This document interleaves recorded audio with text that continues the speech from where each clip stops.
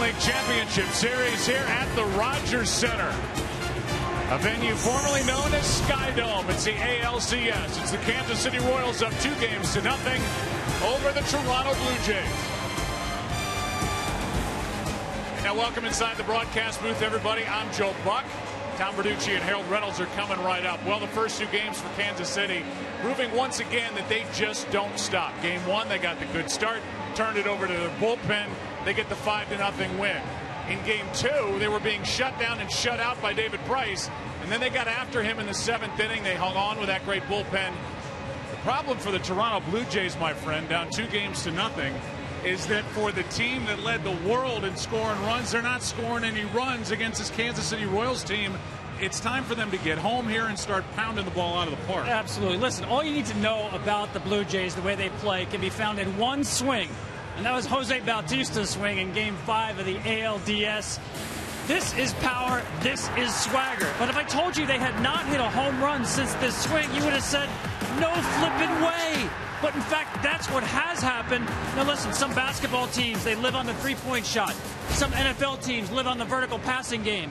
The Jays live on the home run. They have to get back to the home run, because when they don't, they're 10-33. That includes the postseason. They have not homered so far in the first 2 games of this set. And so now to you, the guy who's trying to keep that rolling through Game 3, Johnny Cueto, man, he finally showed up in Game 5 of that division series, and Royals fans got to see why the front office went out and got him. Well, no doubt. I mean, he's the guy they wanted at the trade deadline. Now, Tom talked about swagger, right? We saw Dyson's flip last year, Hosmer's hair. We talked about all that. No, Johnny Cueto has swagger. Here's what I like about it. He's going to give you a little turn in Louis Tiant, old school, and then they'll give you the shimmy, shimmy. He's going to shake, freeze hitters. He'll do all kinds of things. And if you see him doing this, that means he's feeling comfortable. He's got things working. So, to me, a lot of people watch, where's the arm release at? I'm looking to see, is he going to shake the shoulders? Well, we'll find out soon enough. This is a very big day up here in this great cosmopolitan city, Toronto, Ontario, Canada. LCS is back in town.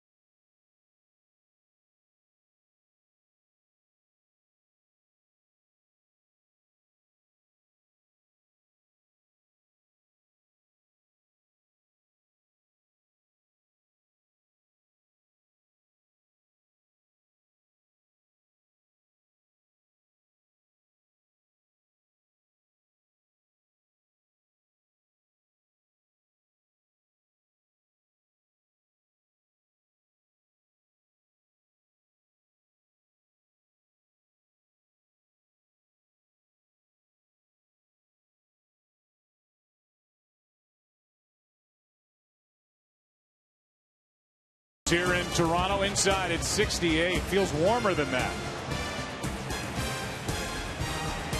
14 Celsius is what they would tell you. The operator called you in the morning and said, "Good morning, Mr. Reynolds." It's 14 degrees Celsius. It says 14 outside. I need a jacket. 57 degrees. They are generating some heat inside this building. There's Marcus Strowman. Where's number 6? See that very often from a pitcher, but that's what he does to honor his grandmother. We'll get into that maybe as the game goes on. There's his regular season. Came back from a torn left ACL that he suffered early in spring training, and he put together this great record. His first game back was September 12th, and he's got some flair. Made 2 starts in the division series. He got the ball in the deciding game 5.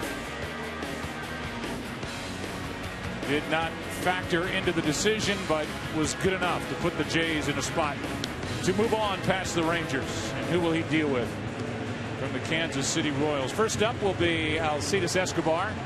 He likes to jump on the first pitch. Then Ben Zobrist bats second. Lorenzo Cain hits third. In the middle, Hosmer, Morales, Moustakas, Salvador Perez, Alex Gordon, Alex Rios. Against this right-hander who signs off on Twitter, hashtag HDMH. Height doesn't measure heart. He's 5'8", but he can bring it. Little guy who can throw hard. And right now, I don't think the Jays would want anybody else on the mound down 2-0 here at home. Pitches with a lot of emotion, loves to tap into the energy of the crowd. And boy, there's enough energy here tonight to light up the whole city of Toronto.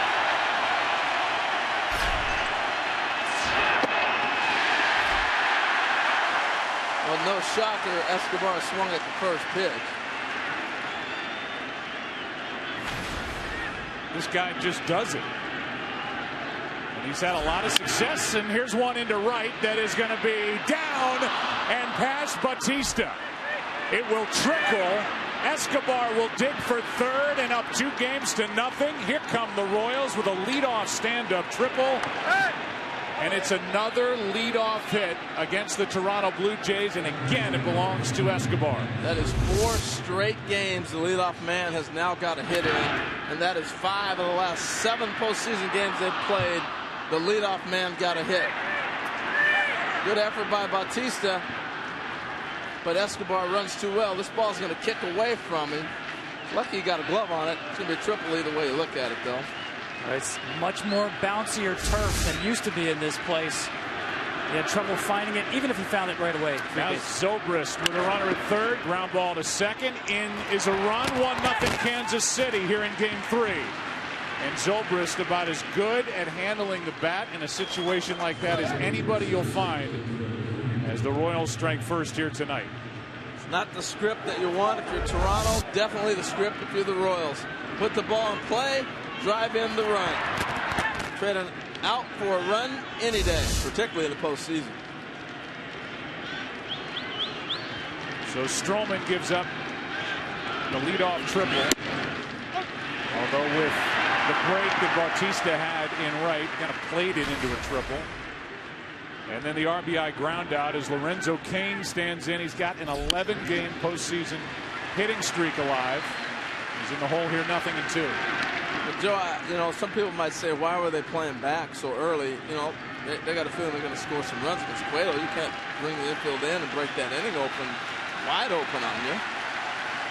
Give the run, take your medicine, and move on. With 1 out, in the air to center. Back is Pilar on the run. It's caught. What a catch! 2 down.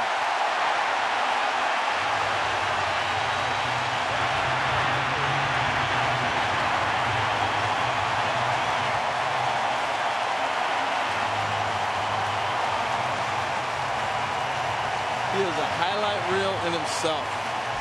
Incredible. Watch the jump he gets. This is a tough ball over the opposite shoulder, and he just stays with it.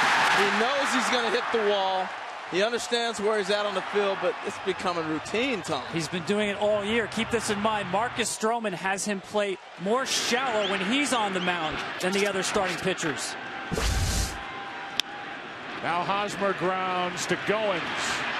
Two good defensive plays to end the top of the first for the Royals. Strike first.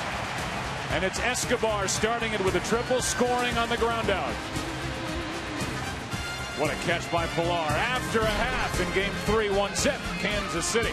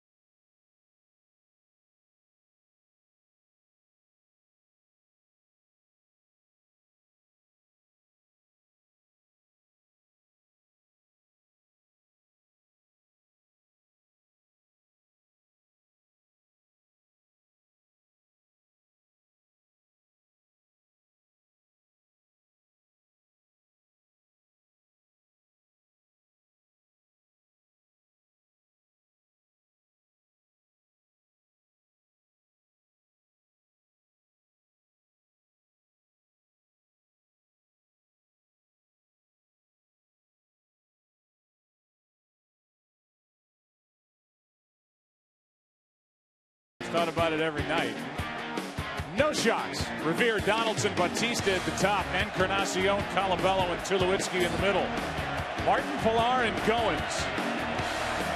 The bottom three. You go back to 93, the last time they won. That team, 93-92.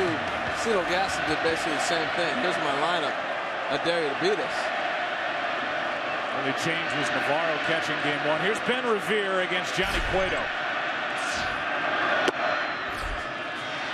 Cueto gave up a 2-run home run in the second inning of game 5 at home against the Astros, and then retired the final 19 men he faced. Quick pitch and a strike. Well, he'll mix it up on you. You're thinking he's going to spin around, and here comes the short stride. Boom, pops a strike on you.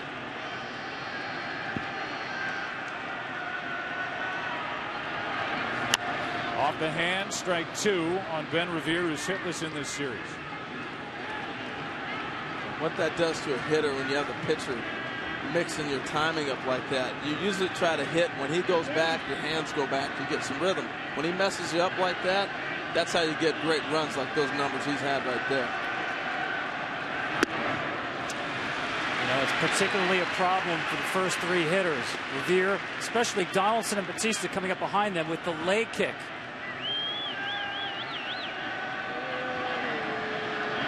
Another quick one and a fly ball into right. That'll send Rios back a few 1 out. Keys to the game brought to you by Ford. Tom, all yours. Well, climate control, but the heat for the Royals, mid-90s velocity. They've been beating Toronto with mid-90s and above velocity. Watch Cueto. Sometimes that two-seamer is 91. When he's at his best, you're going to see 93, 94. And for Toronto, go outside.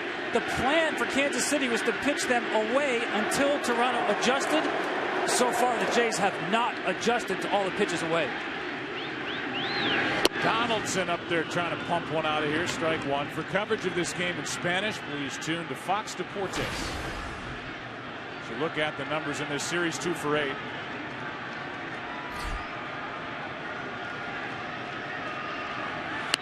There's a bunt in the air that will drop untouched. It's strike 2. And all he had to do was get that down because Mike Moustakas was back by the chalk line deep at third base. You don't see that often with a strike. The bunt attempt. Also tells you that the double pumps, the quick stride, everything throws you off. We talk about Donaldson's leg kick. He's got to now time him. So he's late. He's late. See how Cueto didn't get the... If he doesn't get his leg up high, Donaldson can't get the leg up on his leg kick. Now you may see him do a little shimmy and freeze him a little bit. He's fun to watch.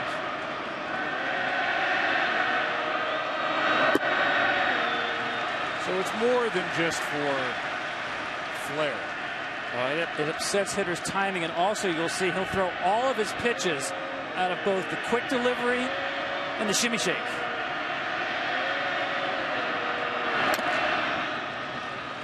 A lot of pitchers would just throw the fastball off the quick pitch delivery.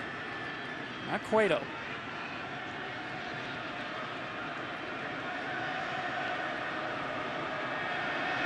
Field defense deep. Crowd serenading Cueto. 2 out. Fly ball to right. Now a strikeout of Donaldson. The batter will be Bautista. You heard Donaldson say, is that ball in? He hasn't seen many balls inside. Watch where this ball ends up. It's right underneath his hands and on the inside half. Watch where this is in the square right there. He hasn't seen many balls in there.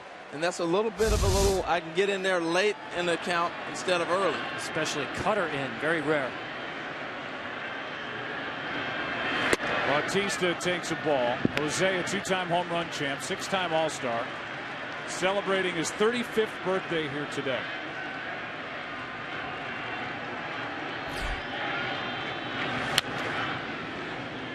Off the hands, 94 on our radar gun. 1 ball, 1 strike. Home plate umpire is John Hirschbeck. He's the crew chief. Hunter Wendelstedt, Dan Iasonia, Jeff Nelson. And it's Reynolds in left. Lance Diaz in right. That misses, and the count goes to 2-1.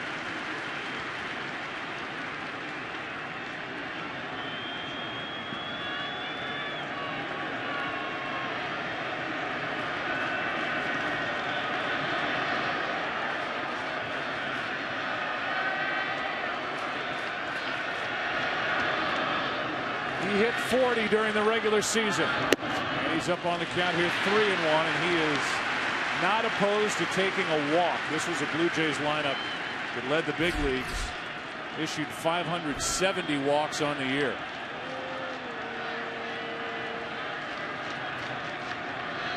Going to see a challenge here on 3-1. Quick pitch. You can't get that leg up. And that's the thing you have to do if you're Toronto is get base runners. Because once you get runners, he can't mess around with the timing of the hitters as much.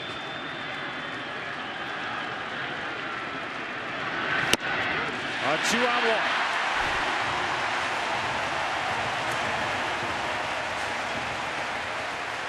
It'll bring in the DH, Edwin Encarnacion.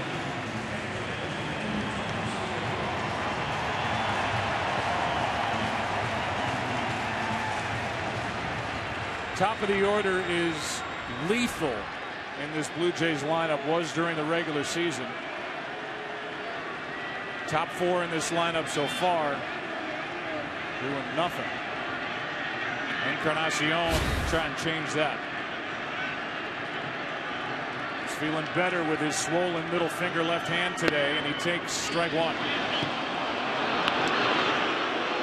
And now Encarnacion voices his displeasure with John Hirschbeck. Well, that call is just gold for Cueto. If you can get this call to strike, my goodness, that's exactly where you want to put the ball against the Toronto lineup. Set up further outside and count 1-1. Absolutely you do. You keep going further out there. They're going to get the call. You keep going for it. Well, I really believe Toronto is going to have to be a little more aggressive, not on that last pitch, but on balls away.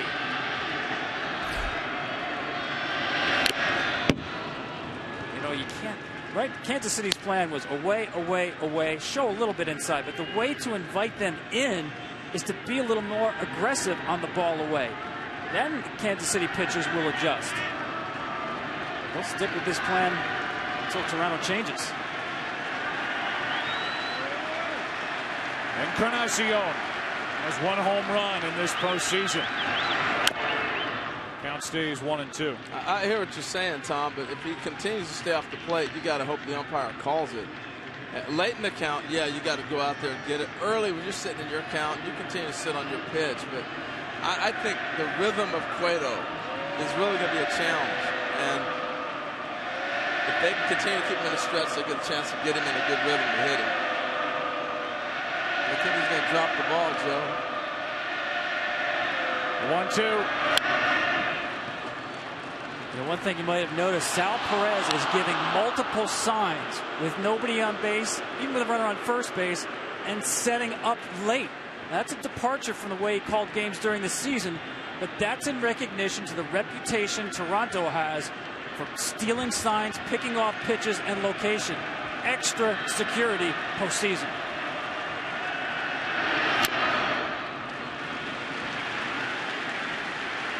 Put a lot more on his plate, Sal Perez. Normally it's just get in your crouch, put the sign down and go with nobody on or runner at first base. Now every pitch is being thrown as if there is a runner on second base.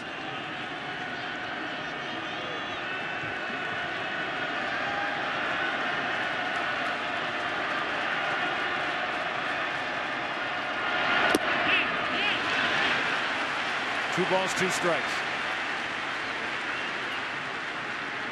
Cueto, like Volquez, showed much better velocity in Game 5 of that division series in his start against Houston. And that was backed up by his fellow countryman from the Dominican Republic, Edinson Volquez, in Game 1 of this series.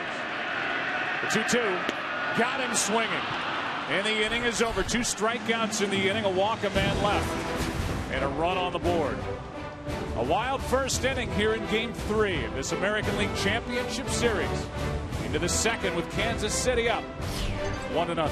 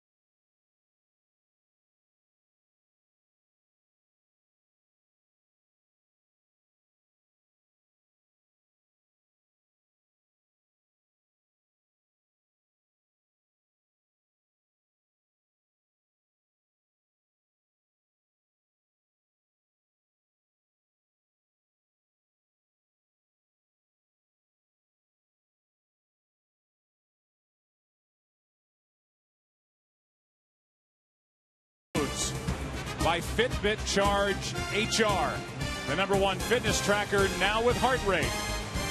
And by the Quesarito and Volcano Quesarito big boxes. Grab them at Taco Bell. Underway, one pitch into the second inning. First up is Kendrys Morales, the DH, then Moustakas, then Salvador Perez against Marcus Strowman. He gave up a run in the first inning on a ground out by Zobrist after a triple by Escobar. 1 ball, 1 strike. Morales 1 for 6 in this LCS.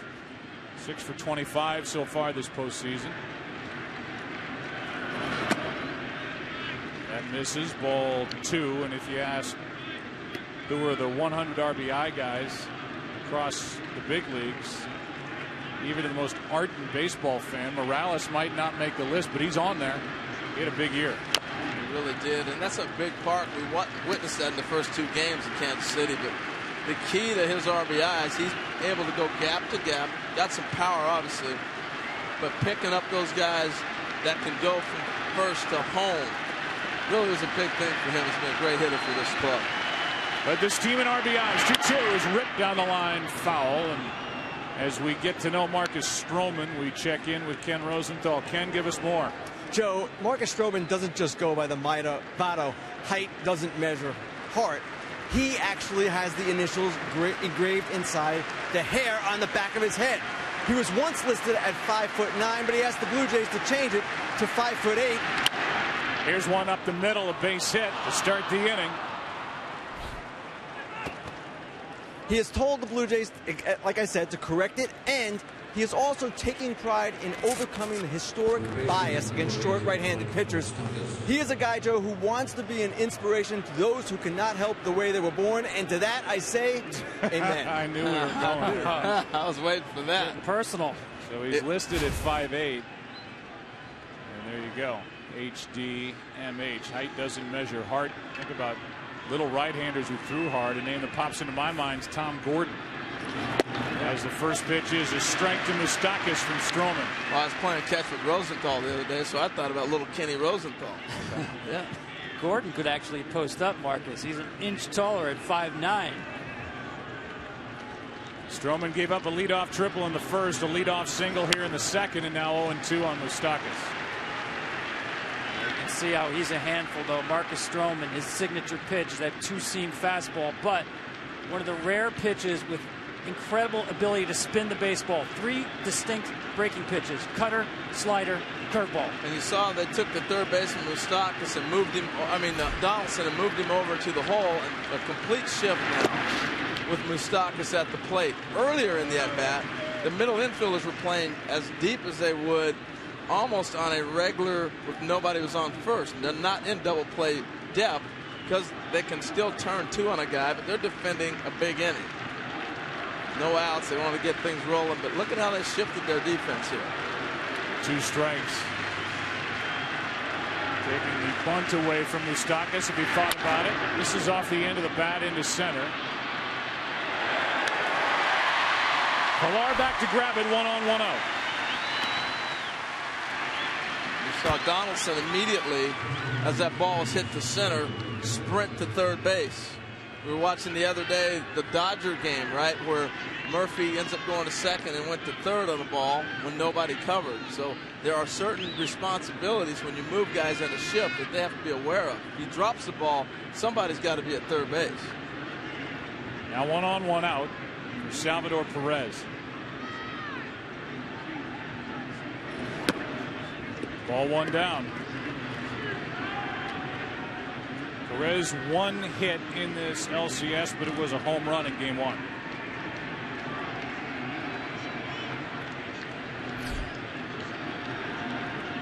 Salvador waits and chops it left side. Donaldson goes to second and gets the lead man after almost looking at first before he did it. 2 out. Well, that's knowing the speed of Morales. He didn't think about it right away. That ball's a high chopper with 2 hops. So immediately in your clock, you think about runners. He's right here. He's saying, I only got 1. He backed up. He's going to first. And then he finally saw, hold it, I got Morales running. I got a chance to force out that lead runner. It's a nice job of being able to react. That's such a good play. I mean, it's a small thing, but it's such a good play by Donaldson. Absolutely right. I mean, anytime you cut that lead runner off, but just shows you the intelligence of being able to look around and see things. Here's the depth of the lineup for the Royals. They have their number 8 hitter, Alex Gordon, who missed 48 games with a tear in his groin during the course of the regular season. Ended up hitting 13 home runs, hit 271. He bats with 1 on, 2 out. The 0-1. 1 ball, 1 strike.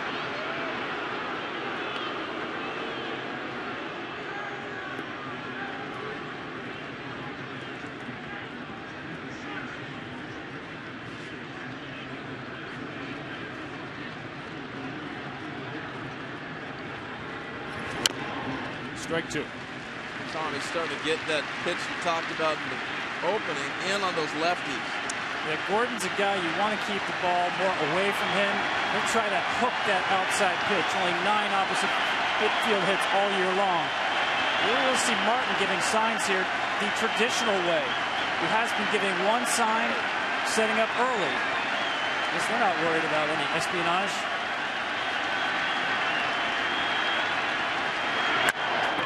Base hit under the glove of Colabello into right. Going first to third is Perez. And it's first and third, 2 out. And there's Gordon yanking one under the glove of the first baseman and presents Rios with an RBI chance here in the second. Off speed, change up, left up. Gordon hooks the baseball. He wants to hit that ball out in front of him. Off speed and up made it easy for him to do so. Well, particularly as a left-handed hitter, you're shooting that ball for that 4-hole right there in between the first baseman and the second baseman. And he got the perfect pitch to do it. And now it's Alex Rios, who played with the Blue Jays. This used to be his home park. He's hit 54 home runs in his career here. 1 for 6 in this series. First and third, 2 out. And a fly ball into left center field. Pilar says he's got it. Didn't allow it. 2 hits, 2 left. Bottom of inning number 2 and game number 3. Royals lead by 1.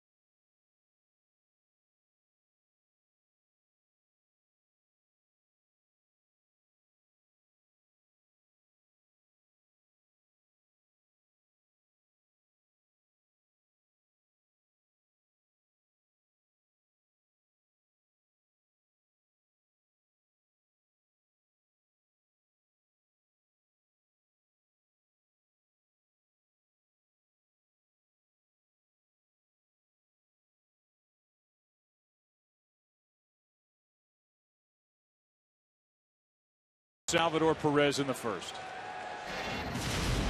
Hi, Salvador. Good. How you doing? How's your wrist? Good. Your finger. Oh, I thought it hit. They said it hit you up on the wrist.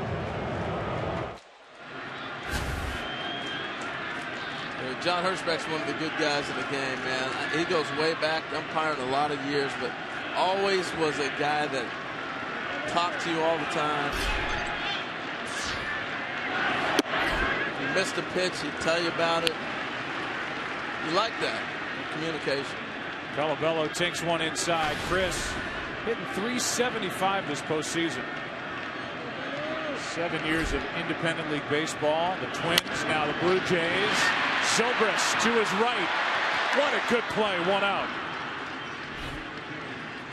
He can play everywhere, and he can play everywhere well. And this field allows you to. He didn't go very far, but everybody thinks because it's turf, it's going to be fast. No, this slows the ball down for a lot of guys. And the range and the arm. Here's what separates Zobrist from a lot of people. He's got that arm strength, too. And he can play all over the diamond. But that's a separator. When you can throw a ball that goes through the fielder, you got a good arm. First pitch swing is Tulowitzki back here. And a nice play made over our heads. Strike one. A nice play. Caught the baseball. Yes, they did. Great play. Son, giving that man a contract. That's what you're saying, Baltimore, right? Here's the 0-1 pitch. Tulowitzki. Outside, a ball and a strike. See how long he hesitated on Tulowitzki. I just think, you know, it looks great. I love the flare. I feel like he's in the backyard, but there is a design purpose to all the different windups he gives hitters. Now he speeds it up, and so does Tulowitzki on with 1 out.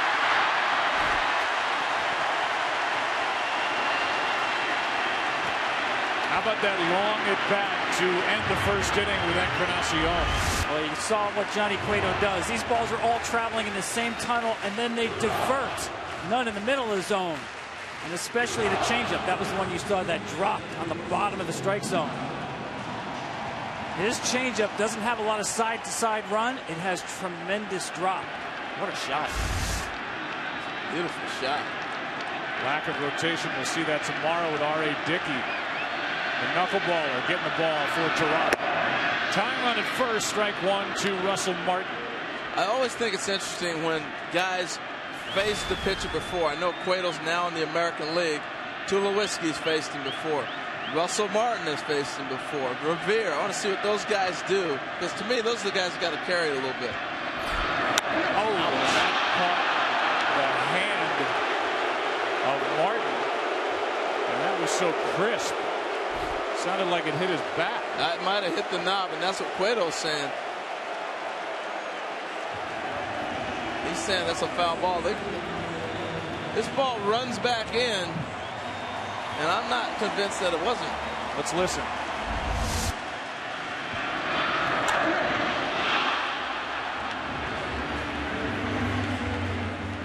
Oh, it caught him on the guard, on the left elbow.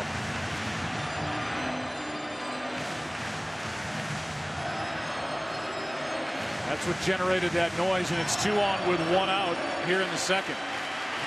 Knocked the pad right off.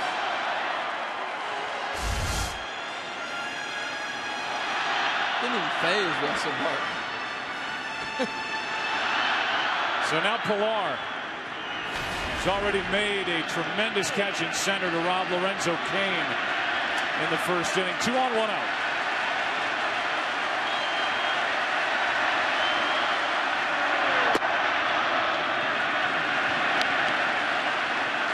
It's a tough challenge right here, Joe. Pilar has been the best hitter throughout the postseason, consistently for me, watching the Jays for about 7 games now. He's hitting .321 this postseason.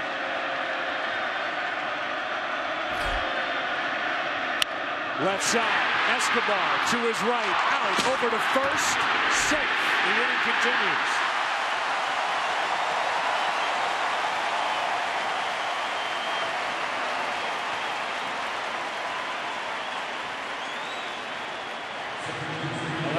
Sorry, Joe, that was a great shot we saw before, the pitcher's diverting.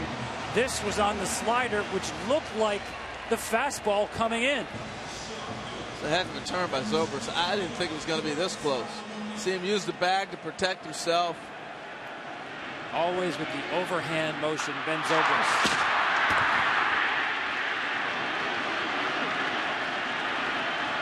Clearly safe. First and third, 2 out. Goins. Strike one. Ryan, the second baseman. There's a miscommunication between Goins and Bautista in right in that fateful 7th inning 2 afternoons ago in Kansas City that started all the trouble. Overmatched there, and the count nothing in 294 from Johnny Cueto. Yeah, that was a big play in that game. But I clearly, going back on that play, looking at it, you go to get it. Once he raised his hand emphatically, I thought it was his ball. Runner goes uncontested. Down to second is Pilar. And that was a high leg kick from Cueto. You got no shot at throwing down on this play. So that's why Perez didn't even make an attempt. Huge jump on that. Because with the high leg kick, you go that high, you got no shot. It was a great jump by Pilar, off and running. I like the first and third. This is the one thing I've seen in baseball. They don't defend the first and third very well anymore. There's only a couple teams that do that. You saw Perez go out to the mound. In these situations, they like to plan 2 pitches, not just one. Just up, 2-2. And that's another way you defend sign stealing. The second pitch, you can give a dummy sign or no sign at all because you've already scripted where you're going. The tough part is, don't be afraid to let your infielders know. No sign. Goins fouls it. So just to further that point, it's always been kind of rumored that here in the Rogers Center, the home team gets a peek at the signs being given by the visiting catcher. Well, that's the reputation. It's kind of like a spitball pitcher. If you did it once, it goes a long way. Just the thought of it. They may not be giving fingers that we're traditionally looking at, like you'll see different pumps, a 1, a 2, a 3, or 4, but they're using touches. And so a lot of times, you saw Salvador Perez, he touched his shin guard, he touched his chest protector. Each one of those means something, whether they're adding or subtracting. It's on the other team to decode it. A hit could give the Jays the lead. And now they're going to talk, which gives us a chance to say that the crowd doesn't like it. And that whole sign stealing thing has been talked about by the Royals to the point where Ned Yost told his team, whether it's the pitchers, the hitters, don't worry about it. Let the coaches worry about it. Let Salvador Perez worry about it. We'll handle it. Just take it off your mind. Yeah, the White Sox have even gone as far as to say a couple of years ago, someone in center field was relaying signs. The danger when you're changing signs so often, though, is that they won't get on the same page. 2-2 pitch. That is foul down the left field line. Official caps, hoodies, jackets, and more. Celebrate with your favorite team at the MLB.com shop. You know, the sign thing goes back to many years. You thought somebody was flashing a light. That meant here comes a breaking ball. You know, and oh, they got a TV out there. They're watching all your signs. It's gone on forever. The 2-2. Full count with Ben Revere on deck.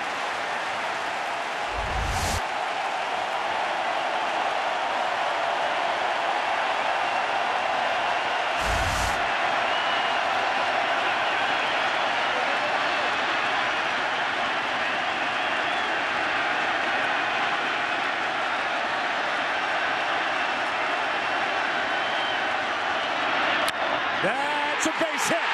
Here comes Tulowitzki. Here comes Pilar. Throw home. Safe. Jays up 2-1.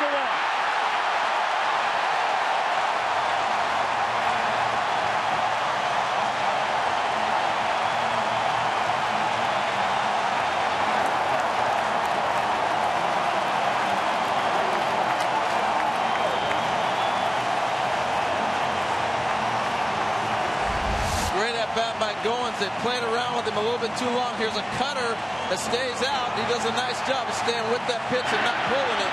The cutter is designed to get more in on your hands than it did on the outside. A little backdoor cutter. The other part of this play, Joe, I love, is he went to second base. He didn't stop at first. He continued on the throw. Now you have another guy in scoring position. Somebody fit this man for a cape. What a slide by Pilar. Revere takes a strike. So Goins gets a little bit of it back after that play in game 2 as he excites and ignites this crowd.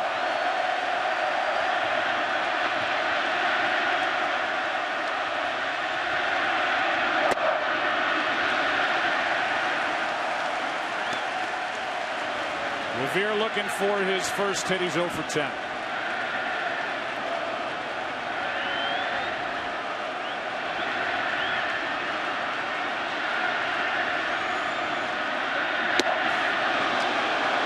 Here's the other thing with Revere and also Goins, because they run so well. Look where Escobar's playing him. He plays him double play depth. Now, for me, I want you back. Knock down a ground ball. I'm not worried about if you can throw him out on a ball in the corner. I don't want the run scoring. With 2 outs, you dive and knock the ball down.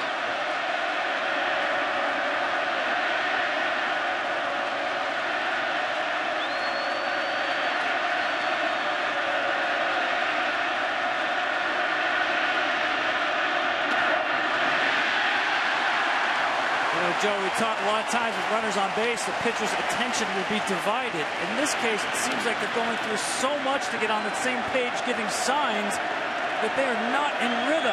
Perez and Cueto.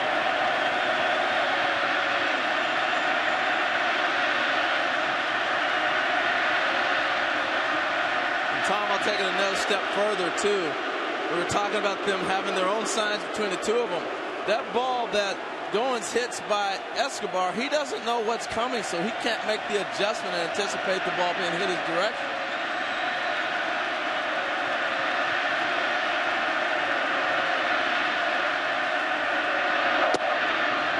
Ball 4.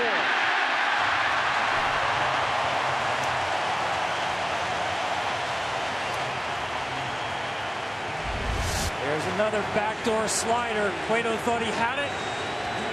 Just off the plate. It's like the plate has shrunk on him a little bit. Man, two great bats back to back. Goins and Revere. Yeah, he was getting that pitch early in the game, though. Well, now Cueto's thrown 48 pitches. He's not through the 2nd inning. If there's any underbelly at all to the Royals bullpen, I guess you could say the middle relief, but their bullpen's so good, it's something just to tuck away. But as far as Cueto, who's a hired gun, picked up from Cincinnati for 3 prospects. Brandon Finnegan, the name you might know the most. July 26th. It was not good for Cueto when he first came to the Royals. It all came together in Game 5 of the division series. Here's Donaldson. Base hit. Here comes Goins. It's 3-1.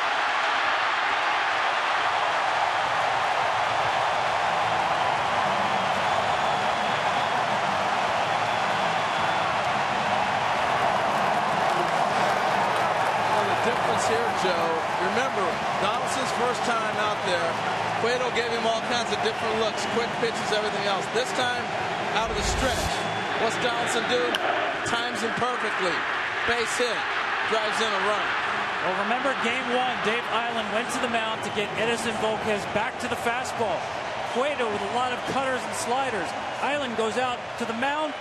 Cueto goes back to the fastball at 95. Donaldson was ready.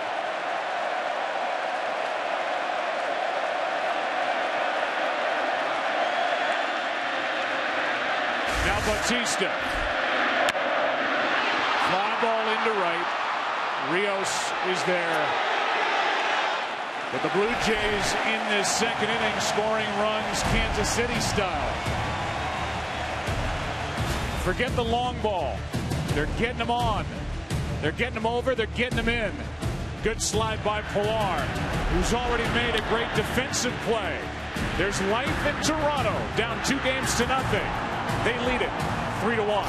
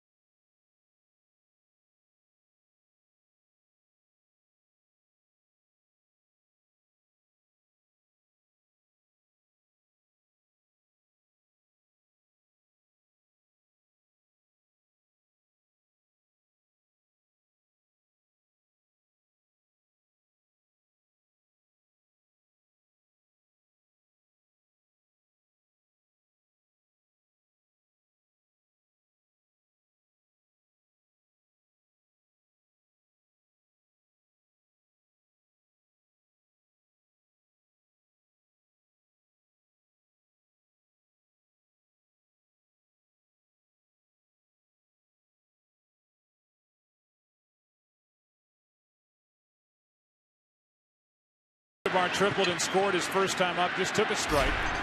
Blue Jays lead by 2, 3-1 after 2. How about what Escobar has done?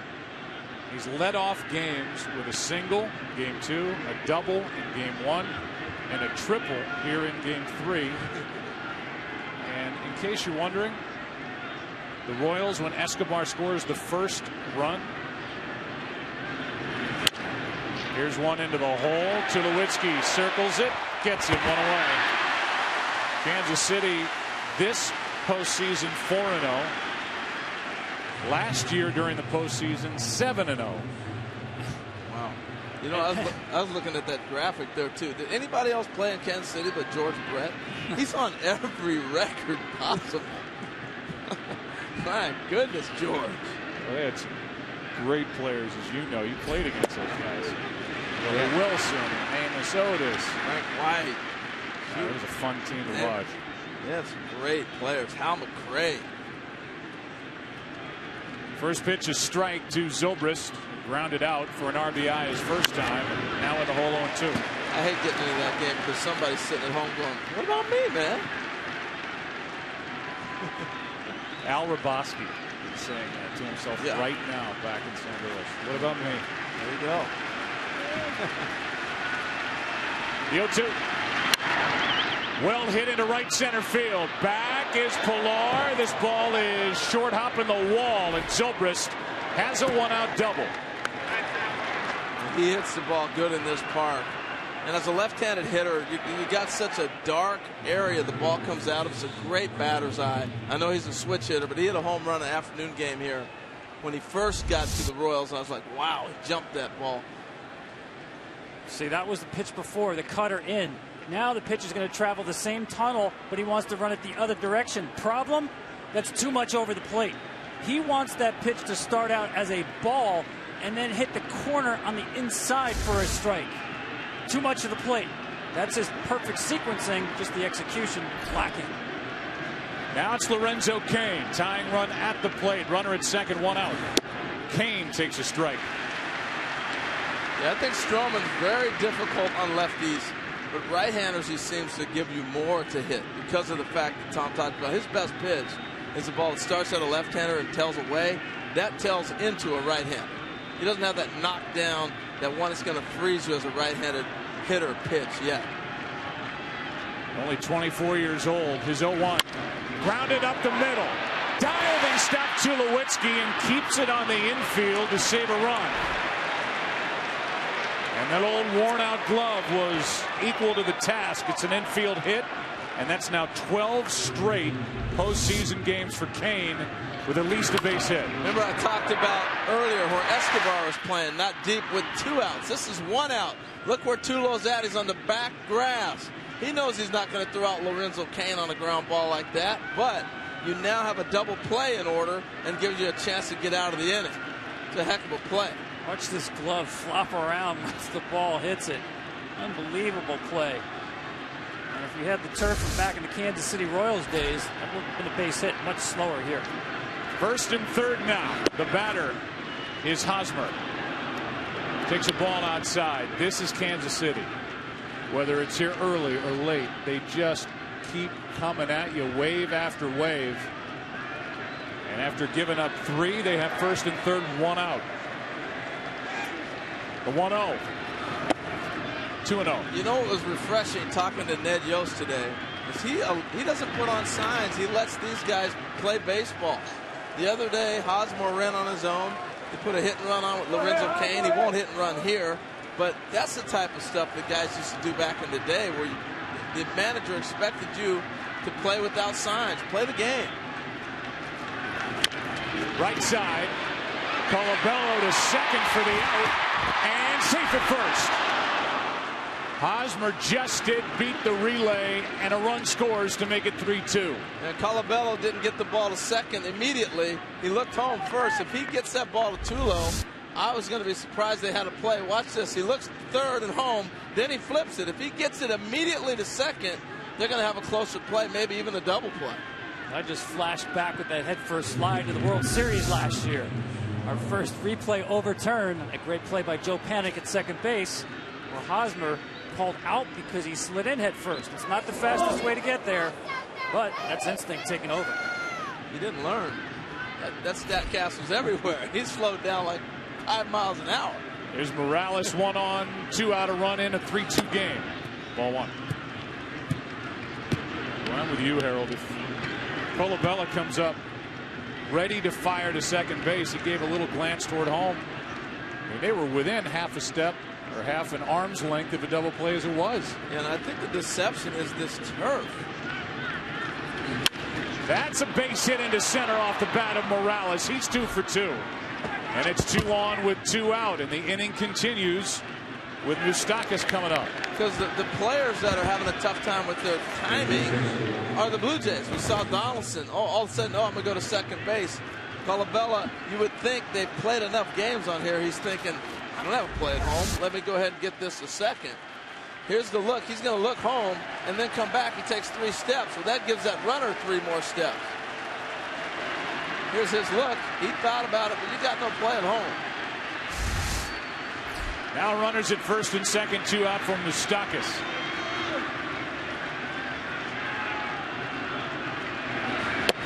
Strike 1.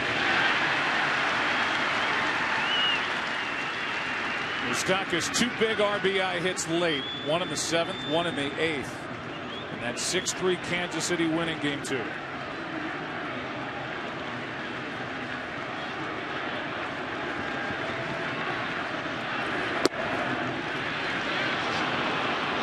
One and 1.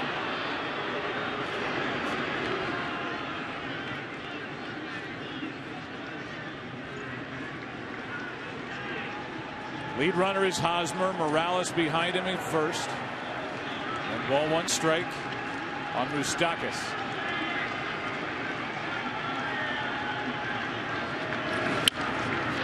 Jammed him. Pop up. Goins. Inning over. Royals now are stranded 4. We go to the bottom of the 3rd inning. Encarnacion, Colabello, and Tulowitzki coming up 3-2 Toronto.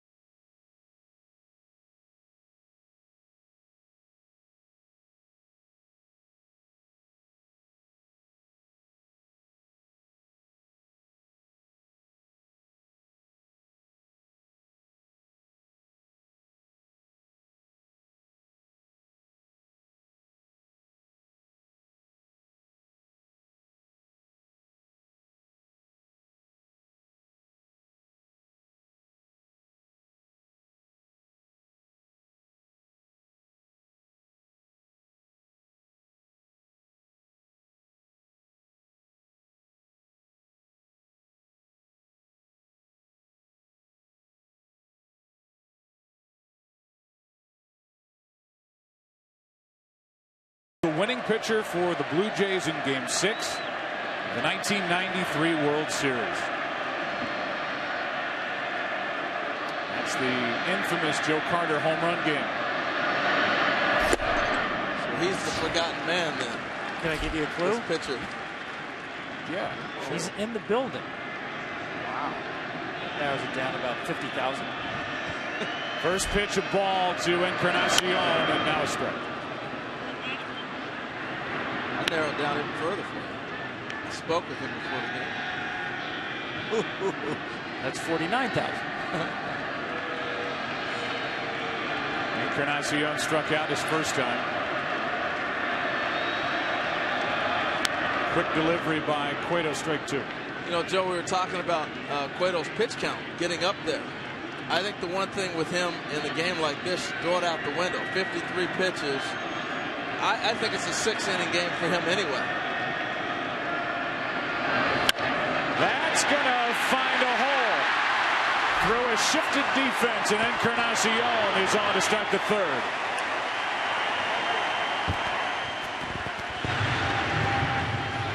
Saw a great feature on Encarnacion today in the hotel, talking about the adjustments he made from youngster through Cincinnati to now. And talking with him the other day, he was talking about how he's able to pull his hands through. You see how he pulls his hands?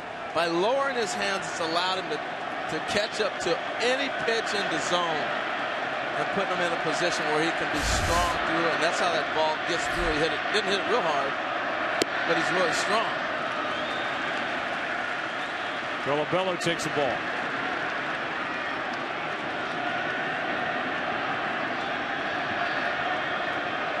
Grounded out to second in the second, then a base hit by Tulowitzki. The batsman a force out, a two-run single by Goins. RBI hit by Donaldson. It's 3-1. It's now 3-2, and the count 2-0 on Colabello. You can see what Cueto tries to do. 3/4 of his pitches will be between only 4 or 5 miles apart, 88 to 92, 93. The changeup is the equalizer to get people off velocity. He wants the cutter and the 2-seam fastball and the 4-seam fastball to look more alike than different.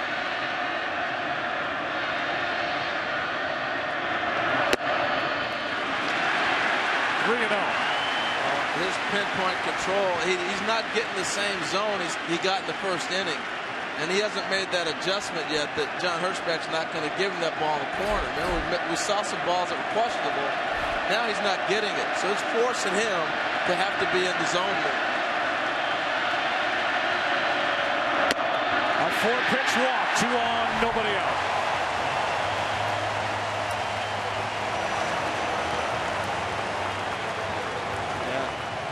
Reading lips there, Dave Island said one more, but that's the kind of pitch, talking about when to get the bullpen up, that would concern you.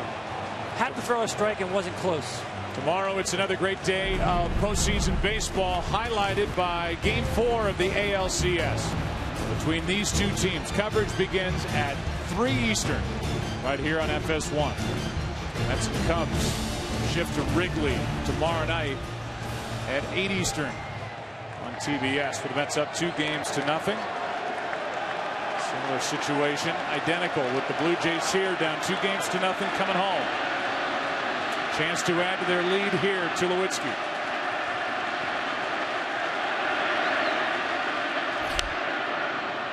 Strike one. Well, you always hear that phrase, don't give in. When you have that kind of power in a lineup, I know Cueto's trying to throw strikes, but he also knows I can't give in. It's a 2-run homer. It's a 3-run homer here in this case. So he's going to continue to nibble and live on the corner. Well, he's in trouble right now. That last pitch, another mistake in the zone. You start getting wild in the zone, danger time. High fly ball to center. Came back. Hit the wall. Come on.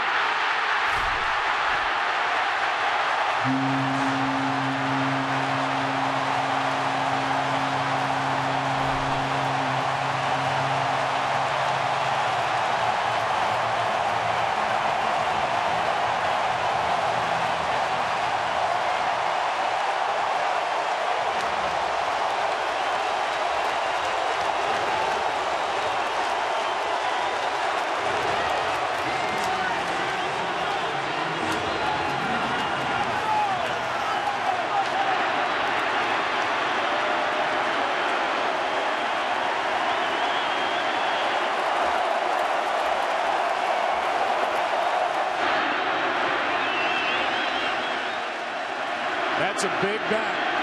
The Blue Jays are hoping to get back. Tulowitzki 2 for 2. And a 3-run home run to make it 6-2 Toronto. Yeah, that's the depth of this lineup.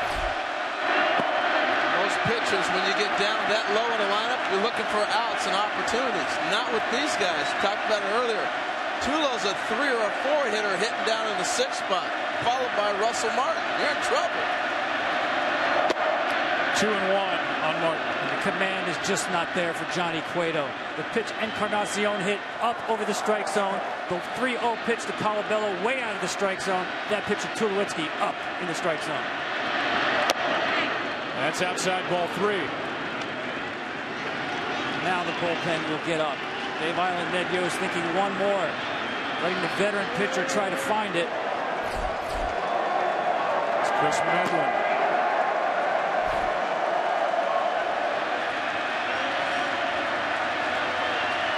Nobody on or out. Full count.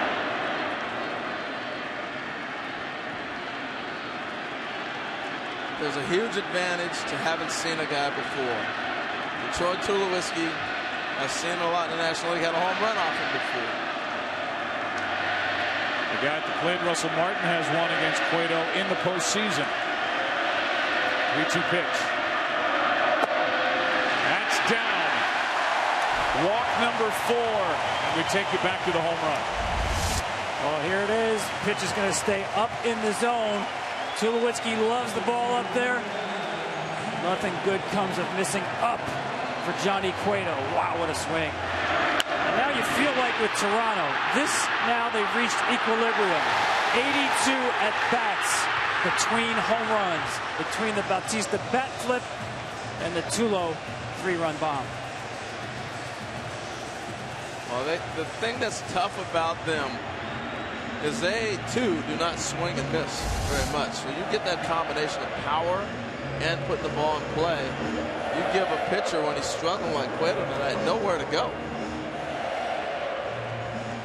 They've got to give Chris Medlin more time. He's been stretched out as a starting pitcher.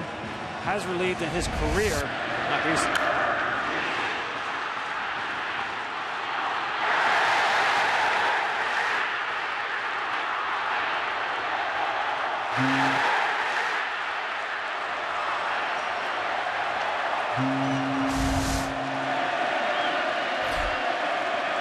Here's Pilar.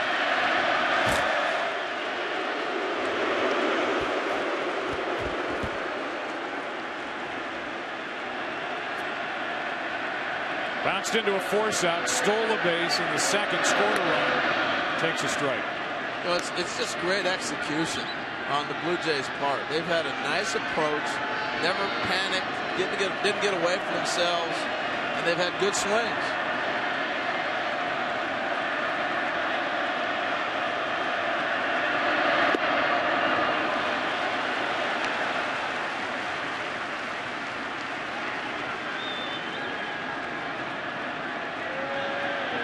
Pilar made a brilliant catch in the top of the first inning to rob Lorenzo Cain after the Royals have scored the first run.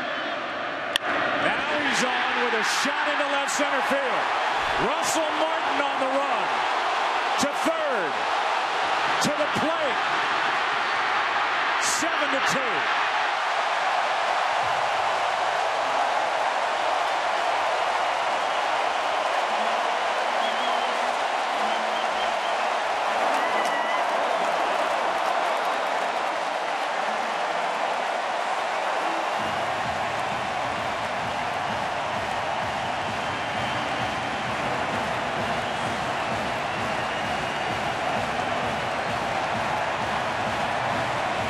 Into the bullpen goes Ned Yost. And out of this one goes Johnny Cueto.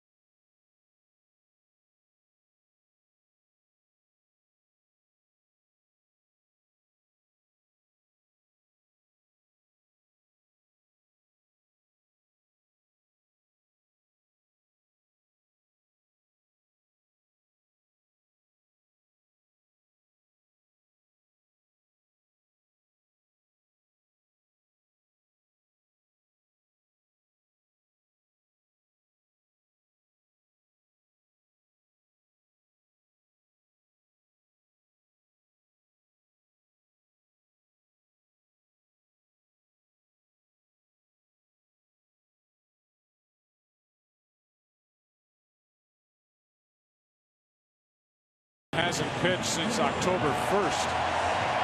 Is into the game. Medlin is a 30-year-old right-hander who's been through Tommy John surgery. Came up with the Atlanta Braves, and this year was 6-2.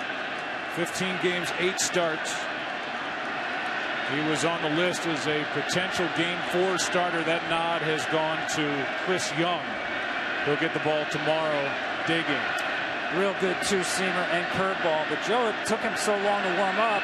Because he's trained as a starter, might have cost a tack-on run right there and another runner at second base. Number 9 man is Goins. He has a huge hit in this game. Takes a strike. He had that double that got things going before things went south on the foul ball. But yeah, big hit in that at bat. That really got the carousel going. It was 2 on with 2 out in the second, and Goins lined a base hit into left to score 2 and give the Blue Jays the lead. And strike 2 is Medlin has Goins out in front. Medlin, a survivor of 2 Tommy John surgeries. His stuff is real good, and the Royals are really excited about where he is next year, further removed from that second surgery.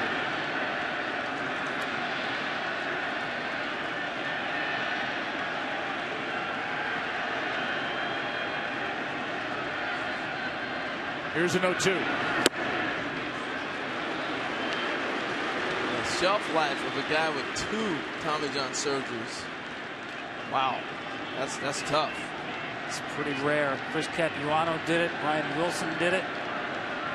The command, though, not quite there as you saw that last two-seamer from Medlin.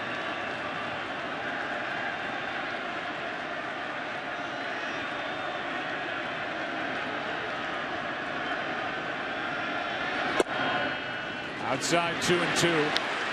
Medlin was so good when he first came to the big leagues. In the 2012 year, went 10-1. 12 starts, 50 games, an ERA of 1.57. Missed all of last year, rehabilitating from the Tommy John. As Tom said, he's had 2. The 2-2 pitch got it. Here was Johnny Cueto's exit a moment ago.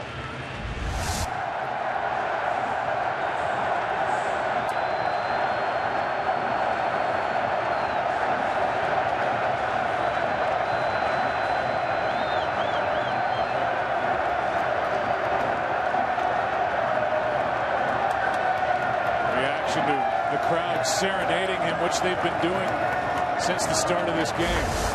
And I've heard that song before, Joe. Cueto. Yes, he's heard it too. And they're all over him. They're still asking for him. We want Cueto. Of course, he was the starter in that wild card game in Pittsburgh for Cincinnati a couple of years ago. The same song. What do you do here? He's never been in the American League. Revere way out in front. 1 ball, 1 strike. So they're still on Cueto. And he's hanging over the top rail of the dugout. Put a jacket on. I guess the hair would give him away a little bit, though. They might yell Milli Vanilli or something. Get the long hair working.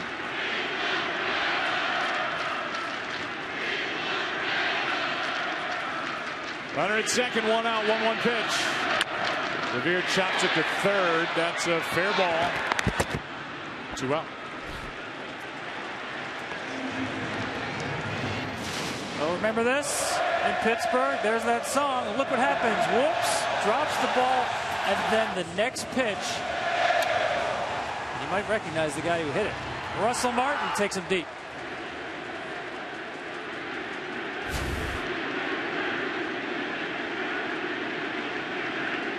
That's the crazy thing about postseason. Those little moments that define you. You know, he won 20 games that year. And he had another big year this year. But these will be the things that people will remember when the season ends. Runner at second, 2 out now, as Medlin's done a nice job to come in and get Goins and Revere. He will now have to deal with Donaldson.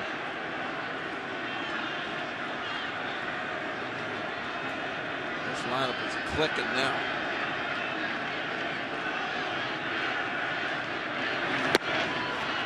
Joe, I think you made a great point on Goins' hit. You know, they've been struggling to get things going. You come up with a big hit from your 9-hitter, and that's all they really need. Sometimes it just, you've seen it enough times, it loosens up a club, and look out.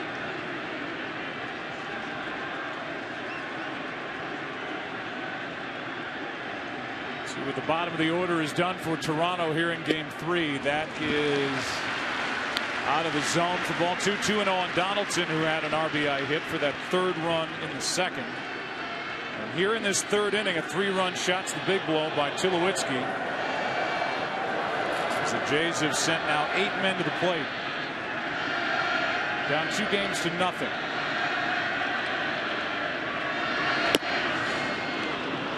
Two and one. Well, we had a, 53-minute inning here last time we were in town. They like to play some long half innings in this place.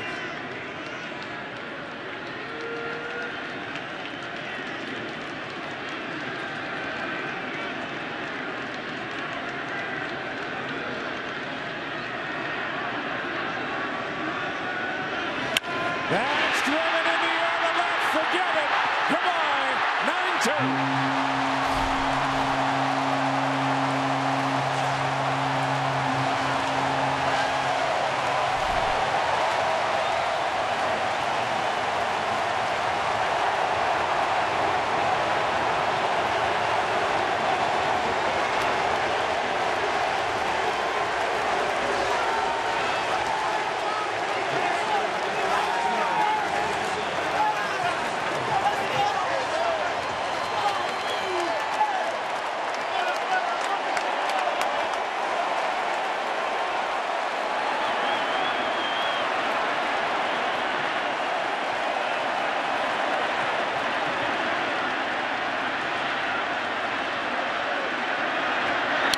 What a swing by Bautista. You knew it was coming, didn't you? It's his birthday, too. You know he's swinging hard. I tell you, it's scary. This is like a fast break offense. Once they get going, look out.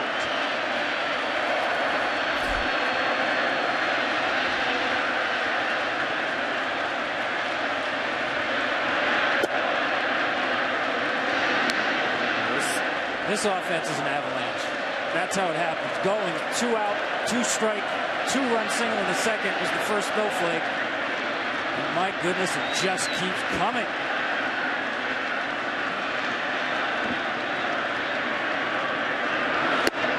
Here's Snowflake. That's what I love about Tom.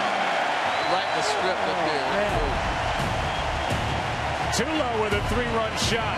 Donaldson with a 2-run blast.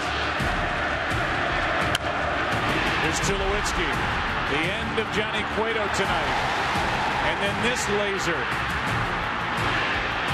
These are the Blue Jays. They lead at 9-2.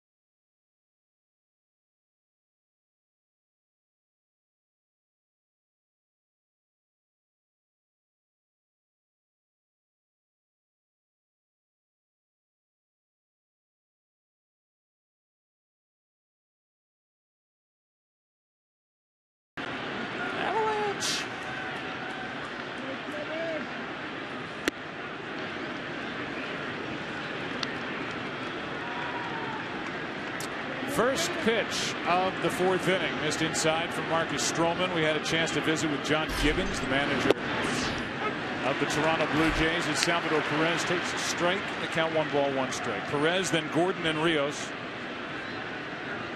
The numbers for Cueto as that one bounces in there. 2+ innings, 8 runs on 6 hits, 4 walks, 2 strikeouts, and a home run. A lot of guys are sulking. They go away. He's standing out here watching the game at least. Here's the 2-1. Perez grounds to second. Goins picks it up.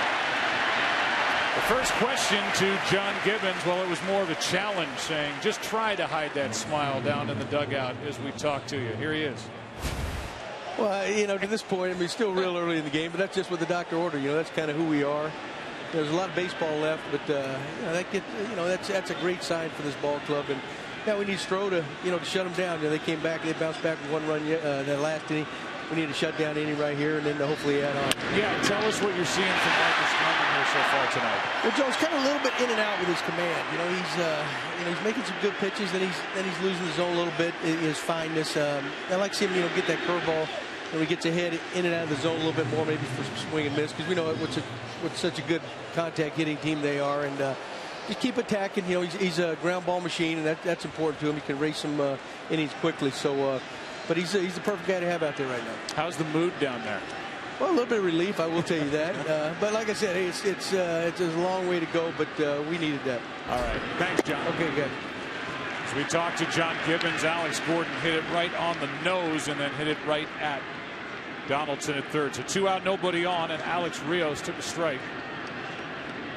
And now pops it up down the right field line. There's Bautista. Goins on that play. He wasn't going near it. A quick and easy frame, top of the fourth inning. Here in Toronto, Blue Jays back. They lead at 9-2.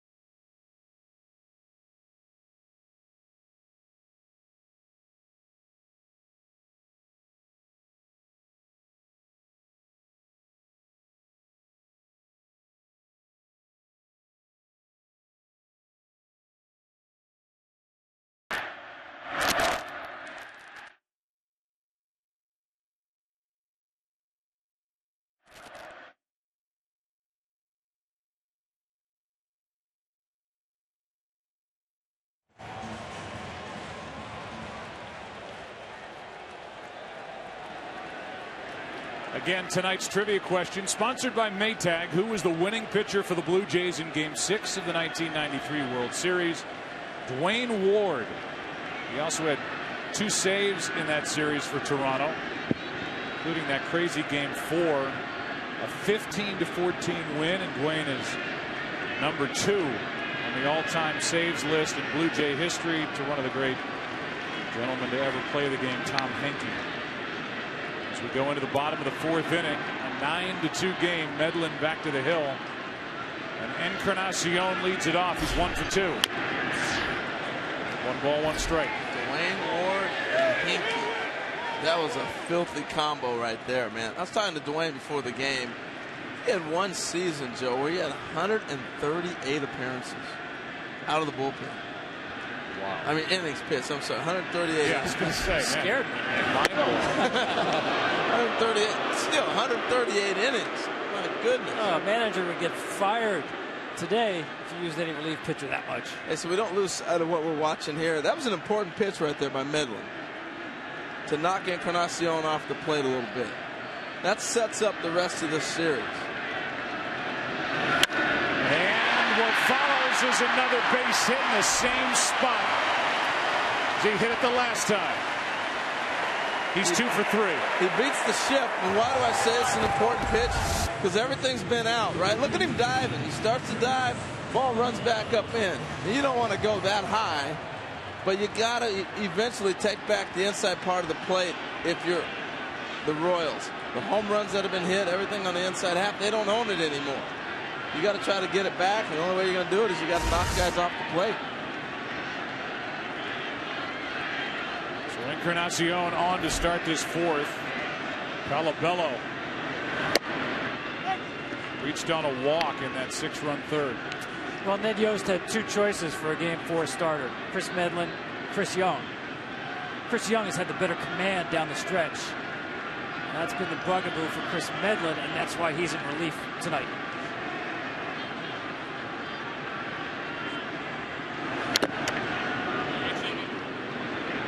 The follow through by Colabello got Perez in the helmet. Watch him get hit already in the hand. Speaking of hands, that's the hand of Encarnacion. Remember, you've been talking, Joe, a lot about that ligament. He's got his helmet in that, but look at what he's doing to wrap it so he can grip a bat. A little mini splint he wears. It's got to be painful. He's hit 2 shots through this infield his last 2 times up. Chris Young, the 36-year-old right-hander, will get the ball tomorrow for Kansas City against a knuckleballer, R.A. Dickey. Chris Young is probably thinking, great, the bats are awake now for Toronto, and we'll try and put him back to sleep tomorrow. Here's the 0-2. Good block by Perez.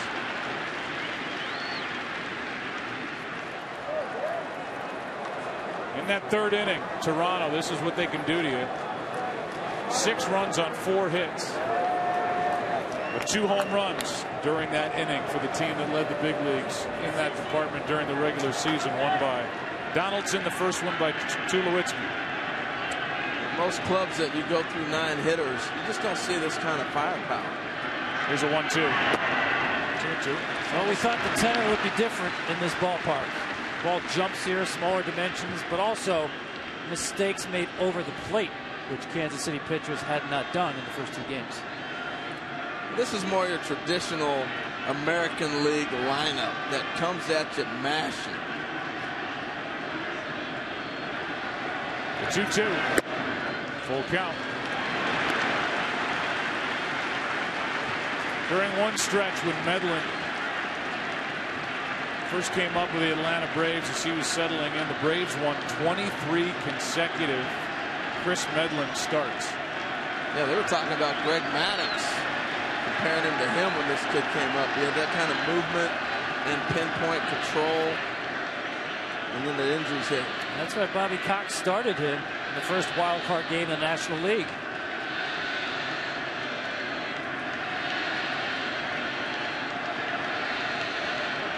It was 0-2, now 3-2.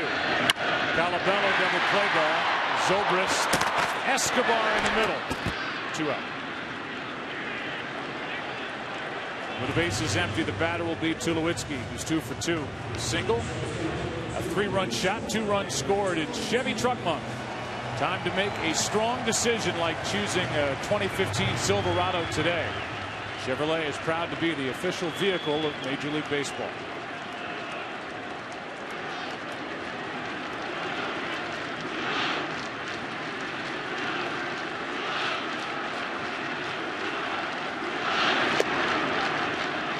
Strike one. When the Blue Jays went out and got Tulowitzki, his first game with Toronto was July 29th against Philadelphia. Before that game, the Blue Jays were 50 and 51.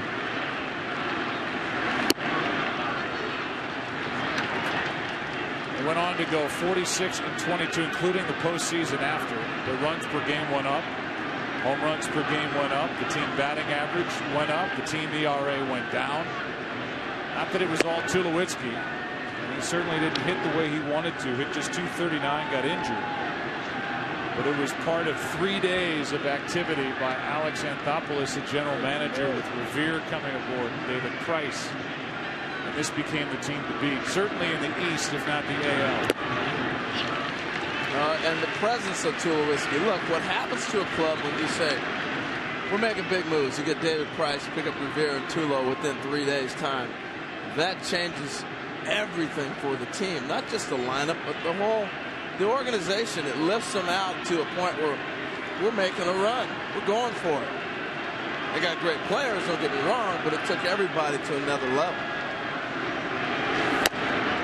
Full count. Joe, I actually think his biggest contribution has been on defense, because the Blue Jays decided they were not winning with Jose Reyes at shortstop. All the defensive metrics well below average at shortstop. And this guy has more than stabilized that position. Very difficult to win without strong defense at shortstop. Well, he's 29, but he's had a laundry list of injuries that have slowed down the overall production. But when he's right, there's not a shortstop in the game like him. There's not a player in the game like him. He's in my top 5 if healthy. He may be the best player in all of baseball. You talk about everybody else because of what he does at shortstop. And you bring that power with it. But the injuries have kind of knocked him down. He hasn't been able to produce like you'd hope. He strikes out, and Medlin faces only 3 in the 4th. 5th inning of Game 3 rolls in, 9-2. Toronto leads it. Down 2-0. Great look at this great North American city.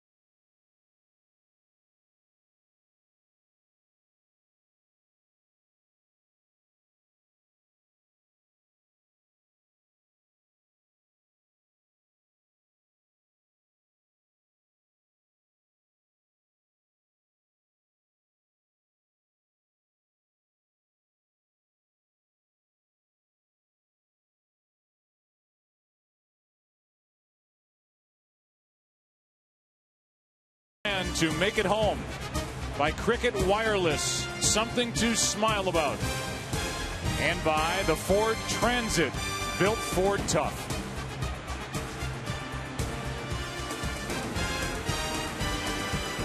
Fifth inning rolls in. Alcides Escobar 1 for 2. First up, and a breaking ball from Marcus Strowman is in for strike one. Talk about pounding the strike zone. 18 batters he's faced. This is the 19th. He's thrown 12 balls. That's off the hands into center, and Escobar is on to start this fifth. Just on 13 right there. This guy's hacking. Hey, something I did see last half inning. Talking about Tulowitzki being healthy. Talking with him during batting practice. That rib is still, that shoulder blade is still hurting him. Watch him on the foul ball right here. All right. Tweak a little something again. And then the worst thing you can do when you have an injury, something bothering you, is a swing and miss. We'll get to that next.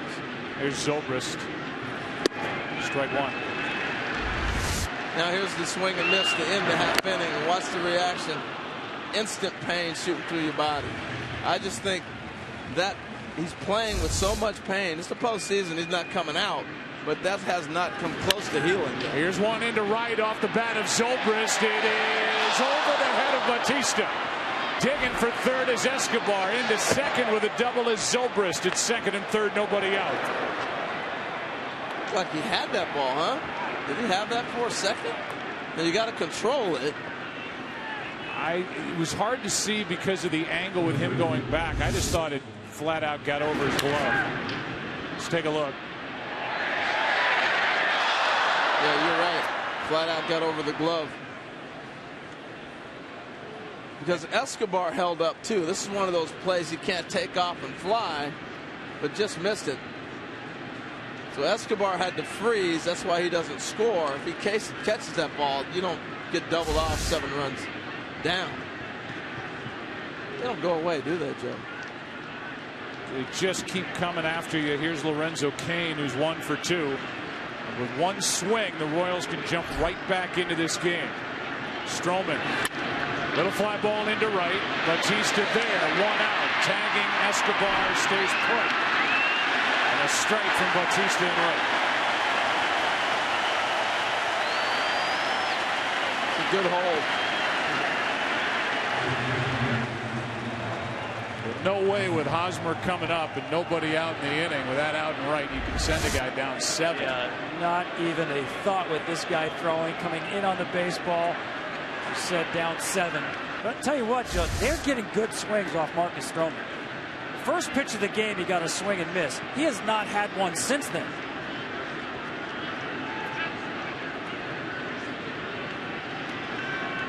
Well, same applies to Hosmer if he can pump one out of here. He's 0 for 2 with an RBI ground out.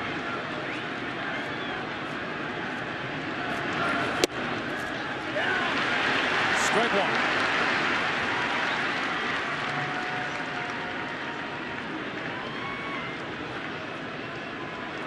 Hosmer with 19 career postseason RBIs. That's number 2 on the Royals list. 2, George Brooks. Shocking. 0-1. That gets away from Martin. A run will score. And it's a 9-3 game. Over to third goes Zobrist. And the Royals just trying to chip away. The former infielder Martin tried to backhand that one.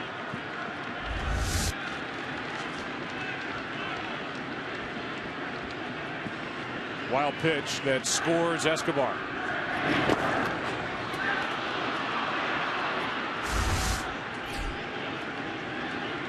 Infield is back. Strike 2 on Hosmer.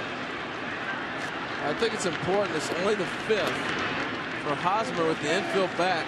Put the ball in play just like they did the first inning to pick up a run. Anytime you keep chipping away, it's a big run out there.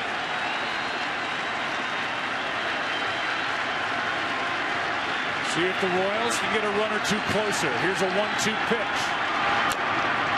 Big swing by Hosmer, just got a piece.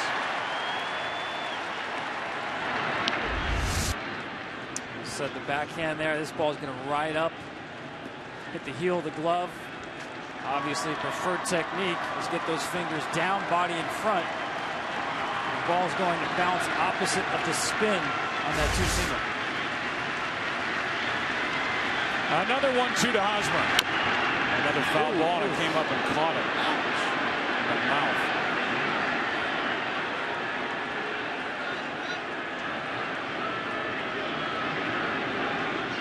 Yeah, hit him in the mouth right there. Rocky Balboa. So I'm in. I'm fine.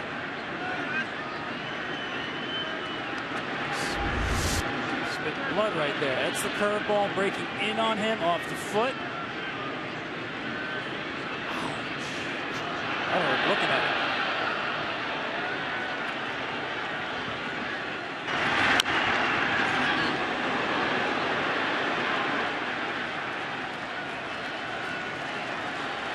Off his ankle and up into his lip. See if Hosmer can play to run. He strikes out on a pitch in the dirt. Martin checks the runner. Zobrist, 2 out. Well, you just get the feeling if the Royals want any hope of climbing back in this game, that run sitting over there at third base is a big one. You're right, and that's why that contact was so important with 1 out.